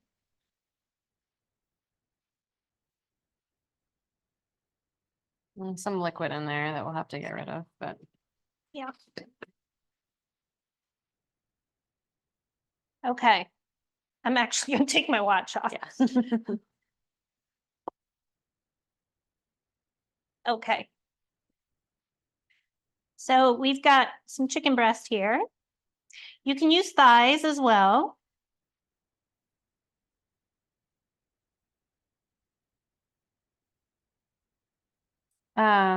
Alexa said, for meal prep, can the chicken sit in the marinade overnight? Yeah. Yeah. I would say, the thing is with the lemon juice though, sometimes the acid will start to cook the exterior of the chicken and it could make it a little bit rubbery. Uh-huh. So I would say marinate, use the zest only if you want to leave it overnight. And leave the juice out of it until the next day. Okay. I'm gonna just do that. Okay. So I've got 4 chicken breasts here, really.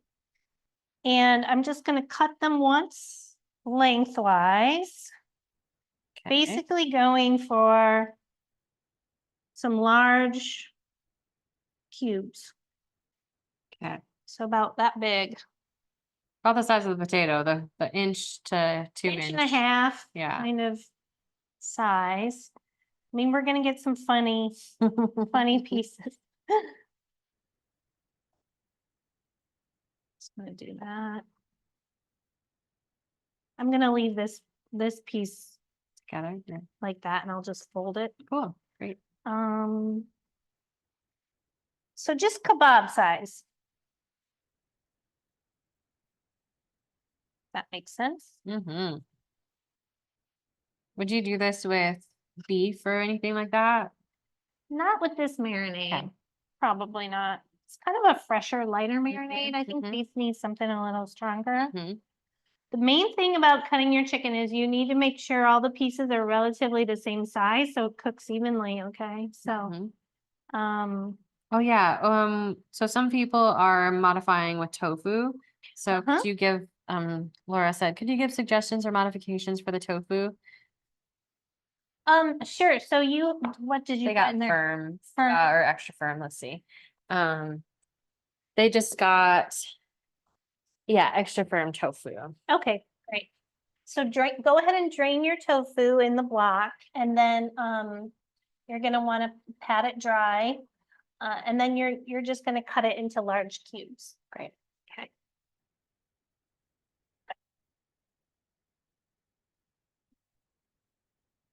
But it will be basically the same marinade and same, Same everything. yeah. So you will end up with some of these funny little pieces. They're gonna probably get a little overcooked on the skewer, but That's okay. it's okay. Sometimes I like the really Me crispy too. ones. I have a really flat chicken breast here, so I'm probably gonna end up like folding that over on the skewer. Okay. Okay. But we're actually gonna let this marinate before we skewer them up. Okay. That means a little fat.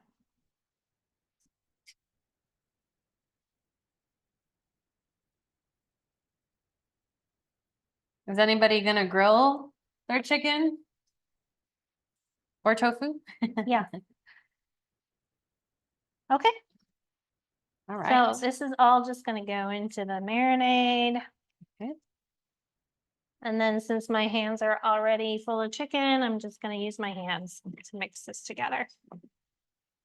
Nice.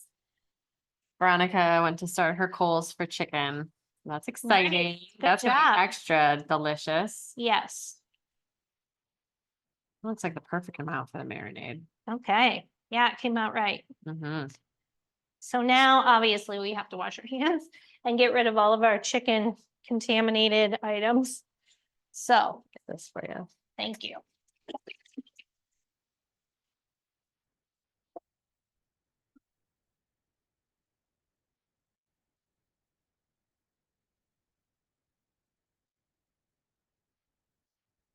No, A little. Ooh, it's hot. no, I was just trying to get Yeah. the right temperature. I was trying to get it hot. Okay, looks like the hour mark has hit our tomatoes and peppers. It's looking good. Smelling caramelized.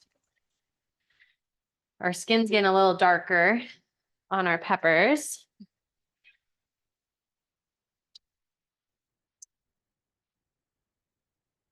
Still looking good to you? Let me take a look. Okay.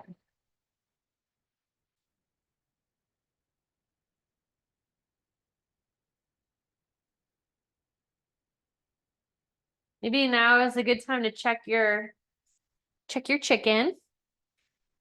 Or check your, not your chicken, your Yemista. Yes, let me take a look. Oh, You need these? no, I just use Yeah. towels. Great. I'm gonna pull it out so that you see.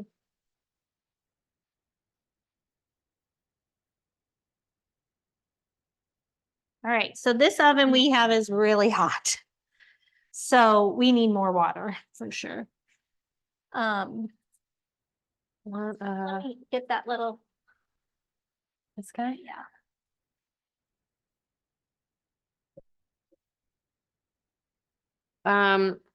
Holly family says, this is our tofu. They sent a photo. Let's see. Perfect. Great. Maybe just toss it around a little bit in the oil or in the marinade.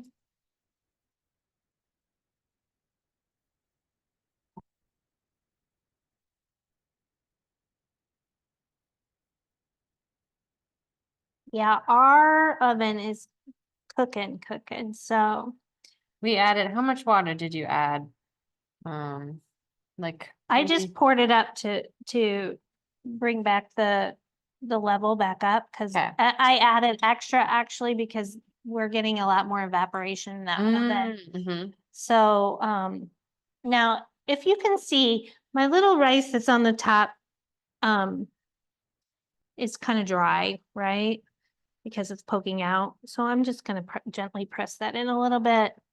Great. And I'm going to do a little Basting. basting. I forgot about the raisins. I'm excited about that. Now, most of you won't need to be doing this. You just kind of have to use your intuition a little bit. If you're cooking at home at 375 without the convection, you should be doing okay. If any of you are concerned about what your Yemista are looking like, maybe you should take a picture and show us, and I can give you a. Or we can look some at light. your, You want to turn we your can look camera at up? your camera. Okay. I'll see if there's anybody. Does anybody wanna,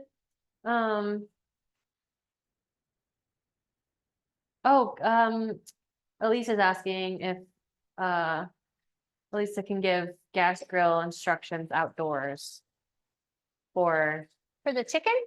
yeah, I can do that when it's time. Yeah. Cool. Great. Anybody need, an extra eyes on your Yemista? Let us know. If it's really, really dry on the top, maybe baste it with the liquid, but this looks I'm good. gonna stick this back in the fridge for Okay, now. great.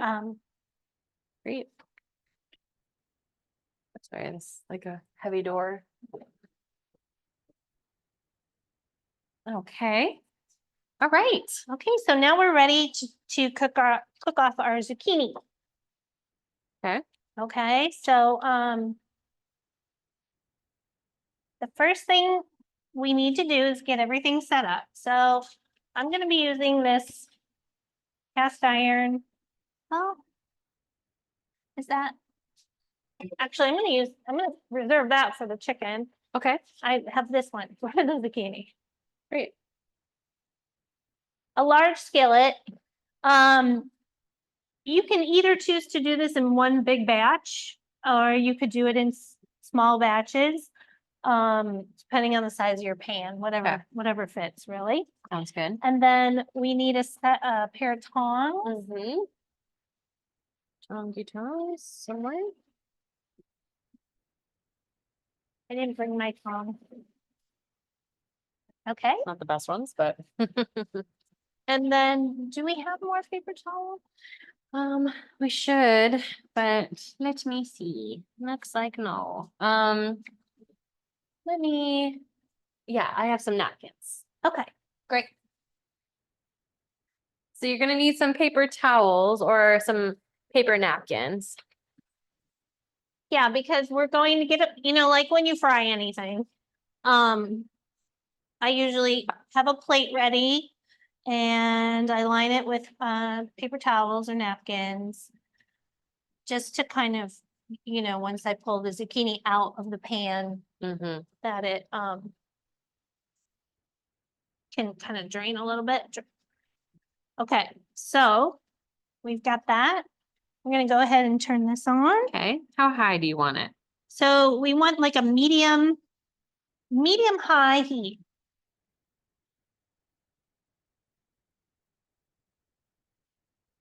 Okay. And our induction is gonna heat up a little bit quicker. How much oil are you wanting? You said like a third of a cup cooking oil-ish, enough to kind of coat the bottom. Yeah, we're gonna create a thin layer across the bottom of the pan. So whenever I do this, I usually heat up my pan first without the oil in it, Mhm. and then I'll add the oil, and then I'm gonna show you how to tell if your oil's hot enough. Okay. So, We just totally hot. oh yeah, okay. I think this is all the rest of my oil, right? That I Yeah. don't need it for anything. I need it for my, Can we fry in olive oil, or should we switch to something with a higher smoke point? I'm actually gonna be frying in olive oil, so you can do olive oil. Thank I you. once worked for this Italian chef, and he said, there is no need for any other oil. He said you could do everything in it, anything in olive oil. So I need just to save of what's left in my cup here, like 1.5 teaspoons for my tzatziki sauce. Mm. So I'm just gonna do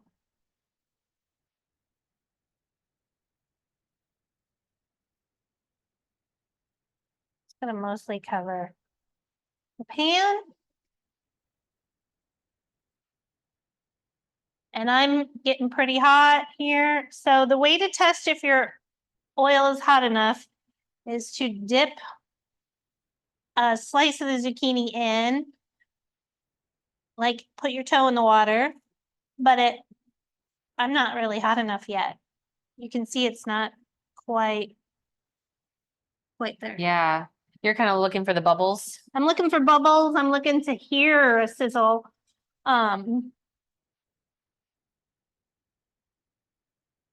though I've got smoke coming off. I know this pan is a little warped, bowed in the middle.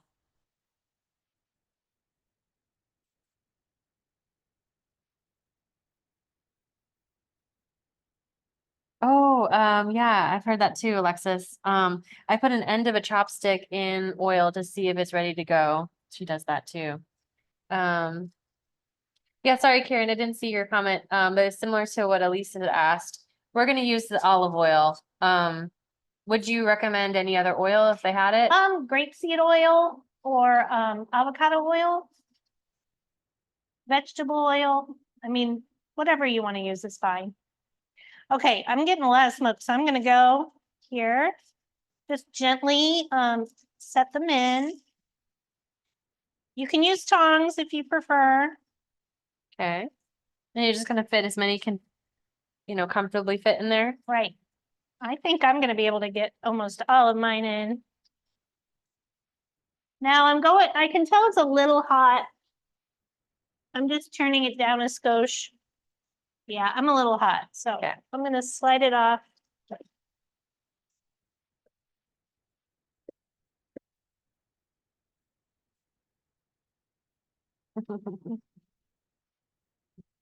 You want to hear a nice sizzle, but not Angry. angry, yeah. That's probably all I'm gonna fit. That looks perfect. So I'm gonna pull it back on. Okay. So you're kind of pulling on and off. With our induction burner, it's a little hot. So if you notice that yours is too hot, feel free to pull it off. Yeah, To adjust. And then are you looking for kind of soft a brown? nice golden brown, not too soft. We want to cook it hot enough that it's not gonna soften the zucchini too much. But we want to get nice color on. So you kind of want to remember which one you put in first if you can. If not, just take a peek. I'm getting some color here on this one, but it's not quite there yet. Okay. Okay.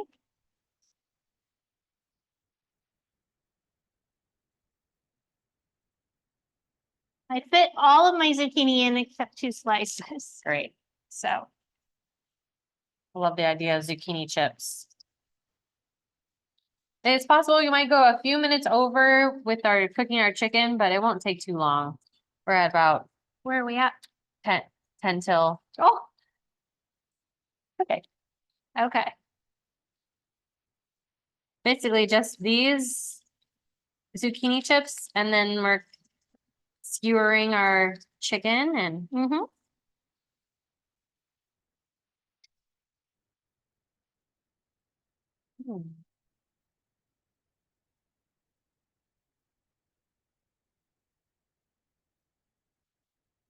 I wonder what other things could they, like the zucchini chips, could they do with vegetable? Like, have you done this with eggplant ever? I haven't, but I think eggplant would get a little soft. Uh-huh. Okay. There we go. Ooh, That's really what we're looking for there. okay.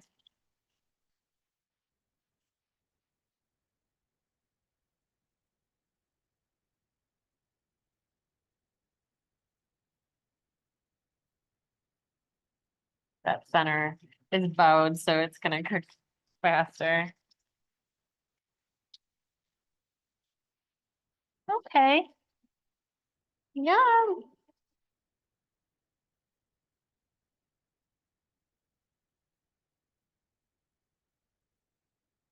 So I remember you saying that the family, the neighbors who are Greek, the neighbors of the Prairie Fruits farm. So what did she teach you? She taught you how to make the Yemista and Oh, we did the Yemista, and then she had made a like a shrimp dish, oh. which was very good. Hmm. And a cherry drink. That was amazing. Oh. Yeah, with fresh cherries. Is there cherry trees out on the land at Prairie Fruits? No. Well, there's sour cherries actually. Oh, Yeah, we did have sour cherries. You're right. Oh, that's the best peaches for out there. yeah. How's the heat? Need a little more or less? I just turned it up a little. Okay.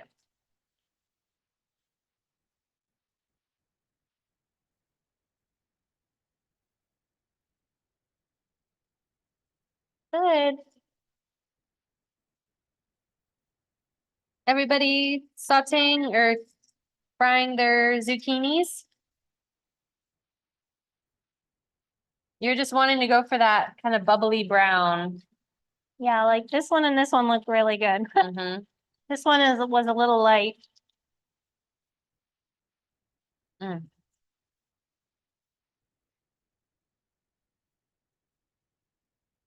Yeah, this pan, I definitely am hot in the center. Mm-hmm.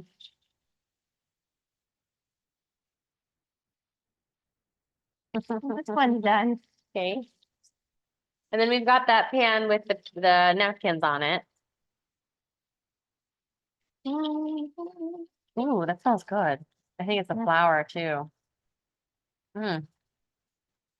Yeah, good smell coming off of it. Mhm. And it kind of made space as it cooked. It shrunk a little bit, so you had room for more. Yeah, I squeezed those Yeah. last two chips in there. And this one is funny. This I know. getting a little uneven cooking in my pan. Mm-hmm. I'm used to cooking on gas, so Yeah, forgive me a little bit. it always is a little different. That was Look at that. Yeah, I'm just kind of turning them over, trying to get brown on both sides. Mm-hmm.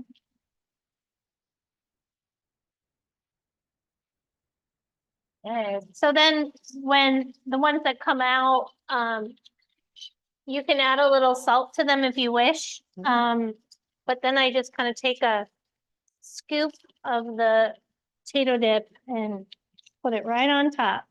Oh my God. And you just pick it up and eat it like that. Yep. I'm gonna. It's gonna be hot now. Okay, yeah, you're right. You're right. Oh yeah, a little Your too mouth. hot. Yeah, that's true. That's true. Yes, but in a So second, tempting. you may. Ooh, look at that one. Yeah, these look good. That's center. Alexis says co-op employees are gonna eat good today. I know, they are always so jealous of me. Everything always smells so good in the poor front of house. They are like always looking through the windows and are like, what are you making in there? It smells so good. So we'll definitely save them a Skordalia chip. I'm wondering how many of you have never had fried zucchini before?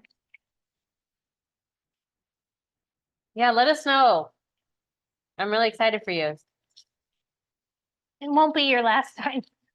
Right. Yeah. Okay, Looks great. so we're just getting those out of there.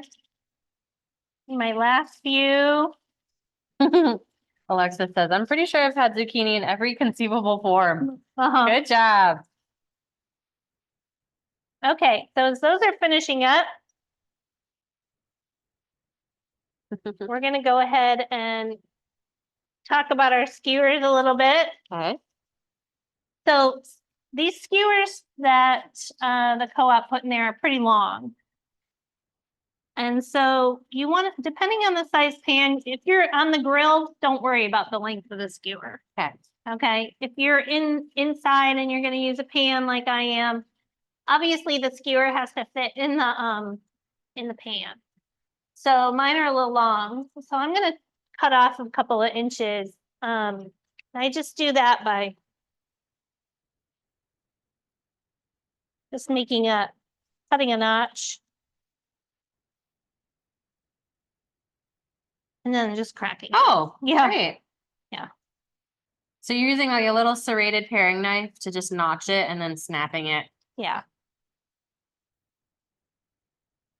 So do you it like, doesn't have to be much of a notch at all. okay, just a little Yeah, break.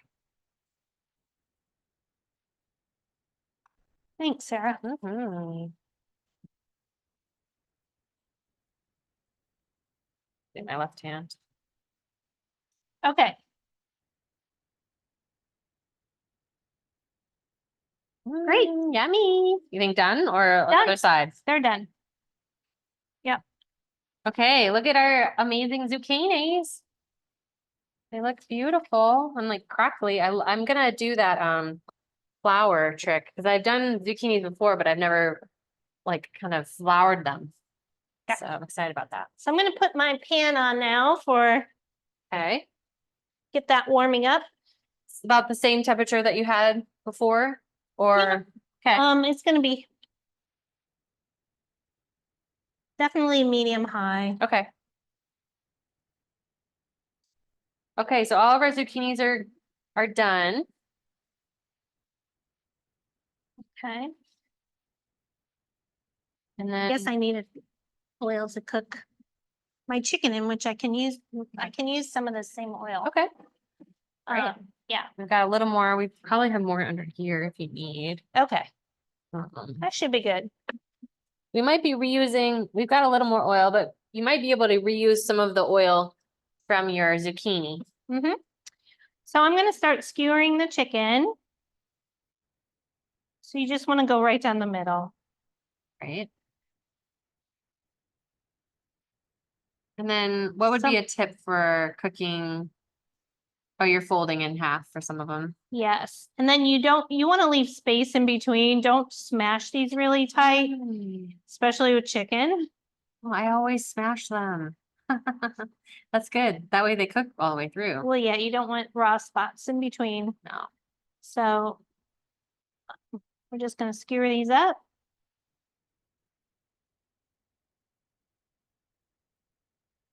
Any tips for people grilling? Yeah, so basically you're just going to do exactly the same thing that we're doing. You're just going to, I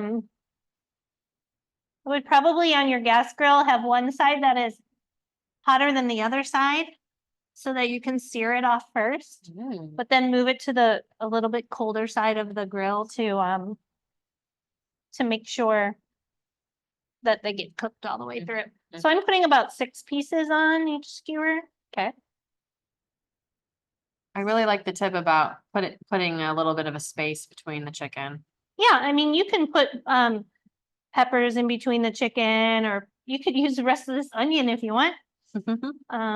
That would probably have been good, actually. Yeah.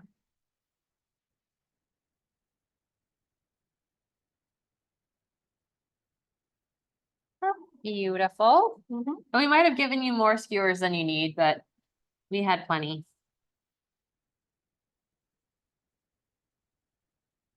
Okay, And then so the technique will be to like sear them to kind of like char them yeah, and then stick them in the oven. yeah, that's what we're gonna do.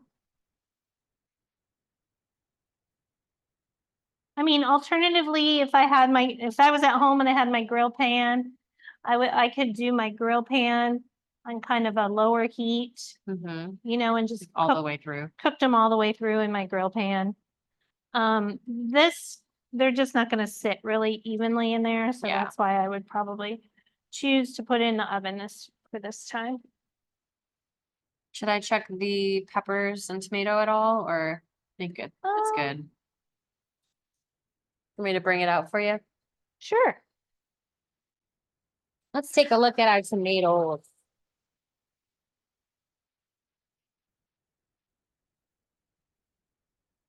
All right, everybody. It's looking good. Might need a little bit more time for the rice, but Well, I don't know. Probably on the inside, the rice is cooked. Sometimes you just get some crispy rice on the top. Mhm. Okay, going back in.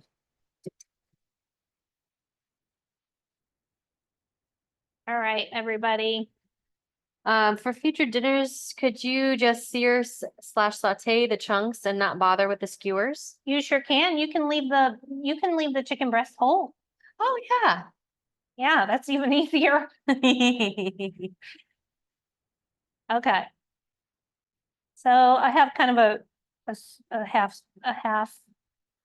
My last skewer is all of my funky pieces from the tails of the chicken. Got my pan here. I'm gonna go a little hotter. Mm-hmm.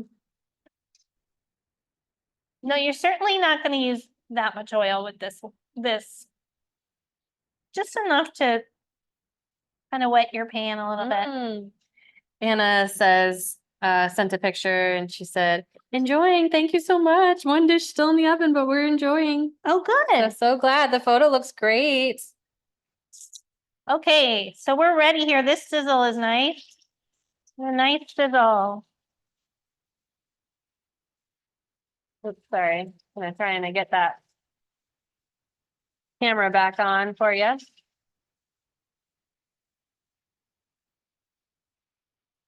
Oh, this one. This one doesn't want to fit.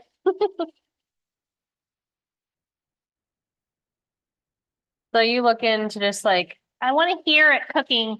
okay, We want a nice sear. you might even want more. Okay, I'm gonna wash my hands. great.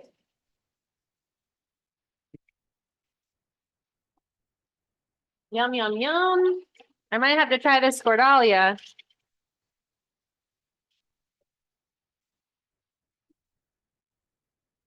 Oh my God. Isn't that good? Wow. That's delicious. And Thank you. yeah, the zucchini is perfect for it. Mm-hmm. And that is a traditional, thing to eat together, Oh my gosh. according to my research. Uh-huh. Okay. While our chicken's cooking, the last thing we have to do is just put together our sauce. Okay. This couldn't be easier. I'm gonna just wash my zucchini, Okay. or I mean my cucumber, sorry. Yeah. Wash your cucumber. Mm-hmm. Can I have that little cutting board? Uh-huh.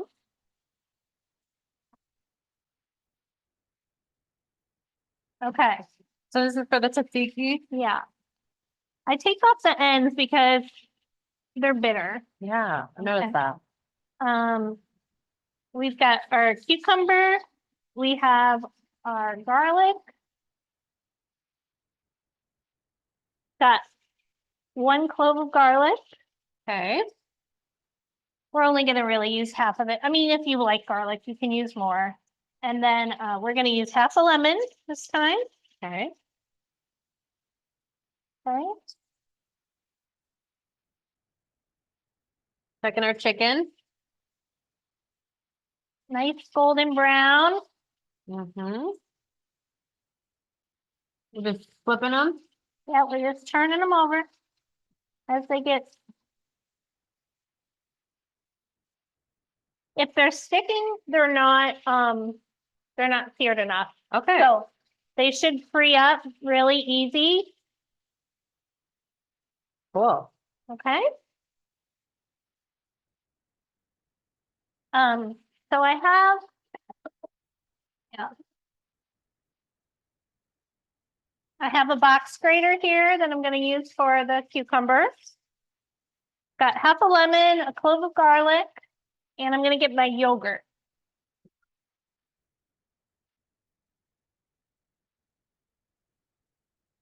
So we have 1 container of yogurt. This smells so good. I It hear does. it smelling really good. Has anybody tried their chip with the Skordalia? Because I did, and it's so good. It's still in my mouth, and I love it. I really like the almond with it. That's a Oh, that's it a is. new flavor for me with the potato. Now you can use walnuts in place of the almonds if you have walnuts instead. Mhm. Okay. Turning these a quarter. Nice. Okay. Yeah. Ooh, looks good.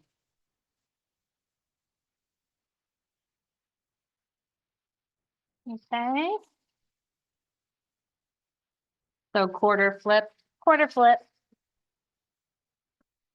This one's ahead of the others. So. The Tolly family says delicious. Yay. Okay, so I'm gonna go back to let's see, tzatziki. And I've got the yogurt in the bowl, and I'm gonna use my grater over the top of it. Now you can peel the cucumber or I just use the whole thing. Okay. And we're gonna do about 1/3 of a cup. So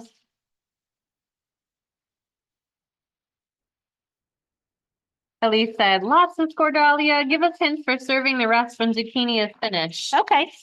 I'm actually gonna put this back on my onto my cutting board. Oh, okay, yeah.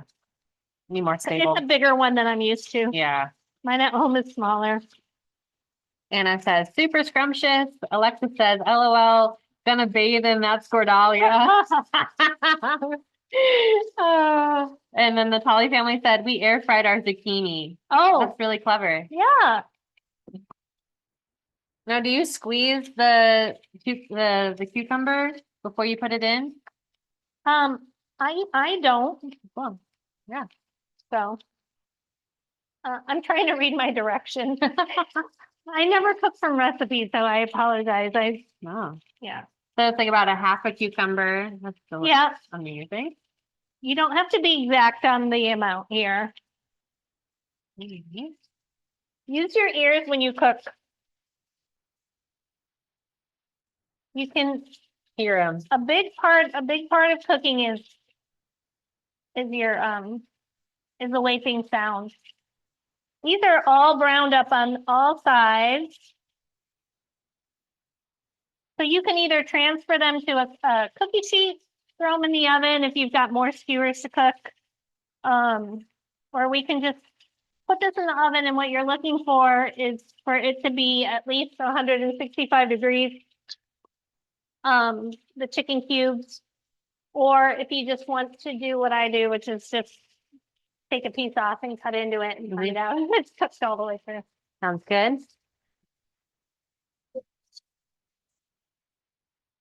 Okay, I'm gonna pull out my Yemista. Oh my gosh. It's ready. Oh, it looks so good. Look how much it's reduced. It's beautiful. The coloring. They become little, oh, this Oh, still on. Oh, burner sorry. still on? Okay, Yeah, I'm fine. Okay, sorry, I gotta turn that off. cool. Okay. So I'm gonna set this more over here. Uh-huh. Perfect. And let that chill out for a minute while I finish this. Okay, close up on this guy. So rich. I love the caramelization that's coming out of that. Yeah. Okay, so squeezing So the I'm half a lemon. squeezing my half a lemon. You know what? I didn't roll on this lemon first, so it's a little harder. Okay. How long can the tzatziki be made ahead of time? You can make it ahead of time for sure. I would make it the same day you're gonna eat it though. Okay. Because some of the water, it gets kind of watery if it sits for a while. It gets looser. You can definitely, if you don't mind it, that texture. Now I'm taking, yeah, I've got my Cool, herbs, sounds good. and then I'm taking my garlic clove and I'm gonna grate some of that garlic into there. Just so it's a little finer. Mhm. Okay,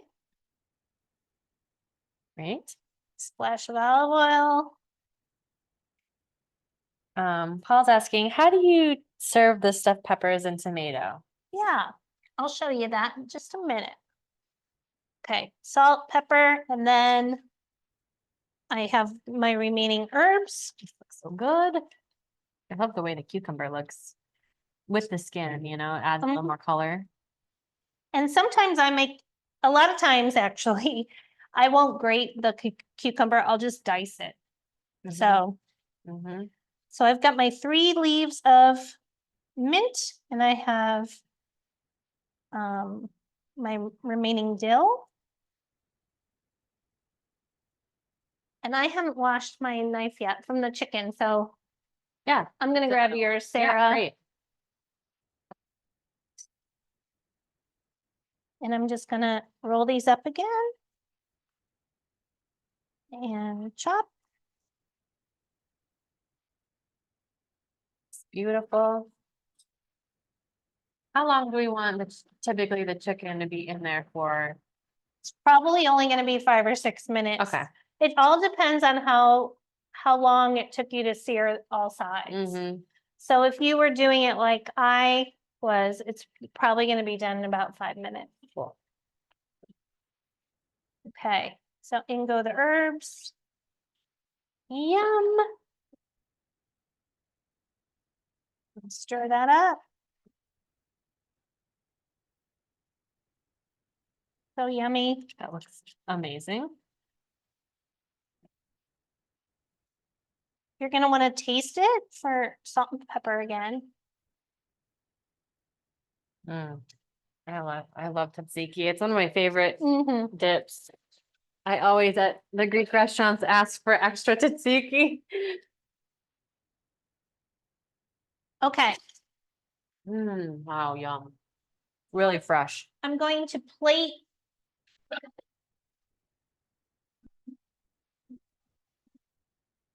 our meal here. Okay.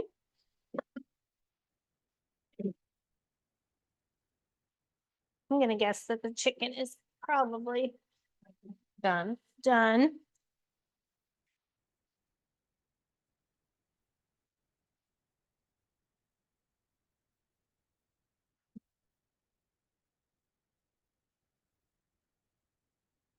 We're done with the oven. Maybe. So maybe take a look at your chicken. If you put your chicken in around the time that we did. Oh. Yes. I don't know where all your forks and Oh yeah, sorry, forks there. I think on the end, sorry. this end. Yeah. I see the drawing now. Okay, so Oh, I'm just gonna check a piece of my chicken. And yep, it's Yeah. cooked through. looks good. All right, Not dry. Looks great. so we'll do a chicken skewer and oops, sorry. A Okay. little bit of the sauce. Mm.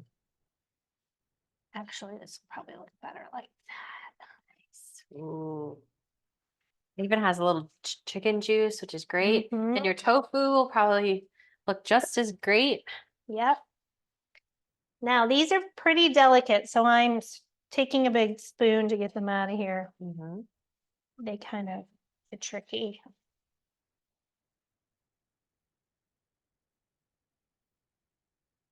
I mean, they're falling apart.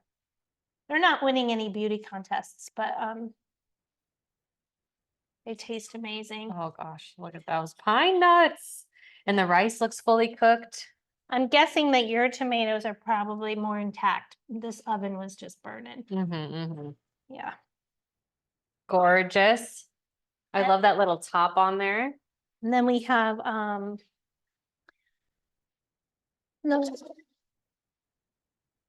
Can you tell my husband does the dishes? Because I'm not conscientious about how many dishes Don't I worry. use. Okay, and then we're gonna do a little bit of Skordalia. Dahlia. Oh, this looks so good. Okay. And there you have it. Ta-da! We've got extra parsley. You can chop up some parsley Mm-hmm. and garnish with that. The Yemista doesn't really need anything. You can take some of this cooking oil that's left. Oh, and drizzle. Yeah. So Gosh, yeah, because it looks so, the it's oil really looks so pretty. It rich. gets really orangey and red. Mhm. This looks nice. Oh yeah. Oh yeah. Okay. Okay. What kind of questions do you have? I'm sorry for going over a little bit. No, it's okay. It's Oh, it's my first time. you did so good. Thank you, everybody. Let's feel free to please take pictures. I would love to have you tag us on Instagram or Facebook. We love having you a part of these classes. Feel free to ask any questions to Alisa. But I'm sure you're ready to try and eat and get started on dinner. Karen says, do we have to put the chicken in oven? I think you said something about that earlier, but I missed it. No, you don't have to do the chicken in the oven. If you want to cook it a little bit slower on your grill pan or just keep turning it, you can cook it all the way through on the top, on the stove top. I just figured since I had the oven on anyway, I would pop it in there to finish it off. Okay, everybody. AK says, this was wonderful. These will be added to our meal rotation. Great. Karen says, thanks. Lee says, more hints about the leftover Skordalia. Oh, right. Yeah. So I would say, just you can eat this with fish. That is another way that the Greeks do it. If you want to do like just on the side, you can eat it with pita. You can use it as a spread in a sandwich if you'd like. Yeah. Yeah. I would just say, pita chips and like fried vegetable, like zucchini chips are the most common way to eat it. Like a But, dip. I mean, just for that tiny little bit of potatoes, I mean, it just It's makes so surprising how much. much. Yeah. Yeah. Genevieve, she cooks, she watches the class and then she cooks for her family the following day. So she says, got my notes, can't wait to cook this up tomorrow. Thanks so much. You're welcome. Anna says, you are a great teacher. Thank you for the fun and inspiring you. class. Alexa says, this was a wonderful class. Thank you. Oh, thank you all so much. Everybody. That's so nice to hear. Aw. Yeah. Ray says, thank you. Wonderful. I appreciate how you showed us how to multitask, the steps and all the tips. I learned not only the recipes, but many useful tips. Two more things you can put away. And then Jamie says, thank you. Very delicious. Okay, you guys, we're so glad that you joined us for a class. We'll keep you posted on, we'll be sending this recording out to you and we'll be posting Alisa's recipes on our website. So if you ever want to refer to it again, you can. We also put almost all of our classes up on our website. So if you ever missed a class and you're curious, you're welcome to, watch those. We always usually put the recipes up. And then typically I have our classes for next month already set up and ready to go for you to register for. But I'll be working on that the end of this week. I'll be teaching it with my coworker Liz, who you met yesterday, and that will be a fundraiser for Skordalia. So I think we're gonna do. We talked with John, the farmer at Skordalia, the farm manager there, and so he gave me a list of everything that's kind of coming in, and so we're gonna be trying to use as many of their harvest vegetables and herbs for this next class. Dishwasher's done. And then in September, for any of you that love Indian food, I will let you know that we received a grant for the Advanced Arts and Culture to do a free virtual class and meal kit with our awesome teacher, Sarisha Bandaru. I know some of you have taken her classes before, but she is going to be doing like a culinary arts Indian virtual cooking class, and the kit will be for free. So it will be for the first 40 people that sign up. So registration will probably be for that class in early September. So we'll keep you posted on that. But yeah, we're so glad to have you all. We'll be doing more in-person classes too down the line. And yeah, Veronica, that's the SOLA class will be in August, I believe August 24th. It's a Saturday. Awesome. And oh, great. Alia says thank you. Tali family says looks amazing. Tomatoes still cooking. Thank you. And did a photo. We'll look at this photo really quick. I love how you take these photos. Oh, pretty. Looks good. I like the scallions. Yeah, good idea. And Eve says, can't wait to sign up. Loving these so far. Second class. Okay, well, yeah, we are so glad to have you guys come back for more classes. So, and down the line, in the new year, we'll be looking for more culinary arts or cultural cuisine instructors. So if your family, if you've grown up teaching a particular cuisine, or you love cooking with local food, come email me and we can maybe brainstorm a class together. So, but yeah, Alisa, you did so good. Oh, You thank did you. so good. Aren't we lucky to have such an amazing chef teach us? So thank you again. Oh, you're welcome. And, It was a lot of fun. Yeah. I hope you enjoy your dinner. Mm-hmm. And I hope you use these recipes like throughout the summer, because I think they're just gonna continue to be perfect for Yeah. what's coming Yeah. at the market. Agreed. Okay, well, we'll see. We'll let you have the rest of your weekend, and we'll see you next time, okay? And you'll be getting an email from me later with the recording. And of course, we can always sign you up to our email list if you're not already on it. But stay tuned on social media, or I would love to see photos of your dish. So feel free to take pictures and send them our way. All right, we'll let you guys go. Have a great rest of your weekend. Thanks so much. Bye, everyone. Thank you. Bye. See you.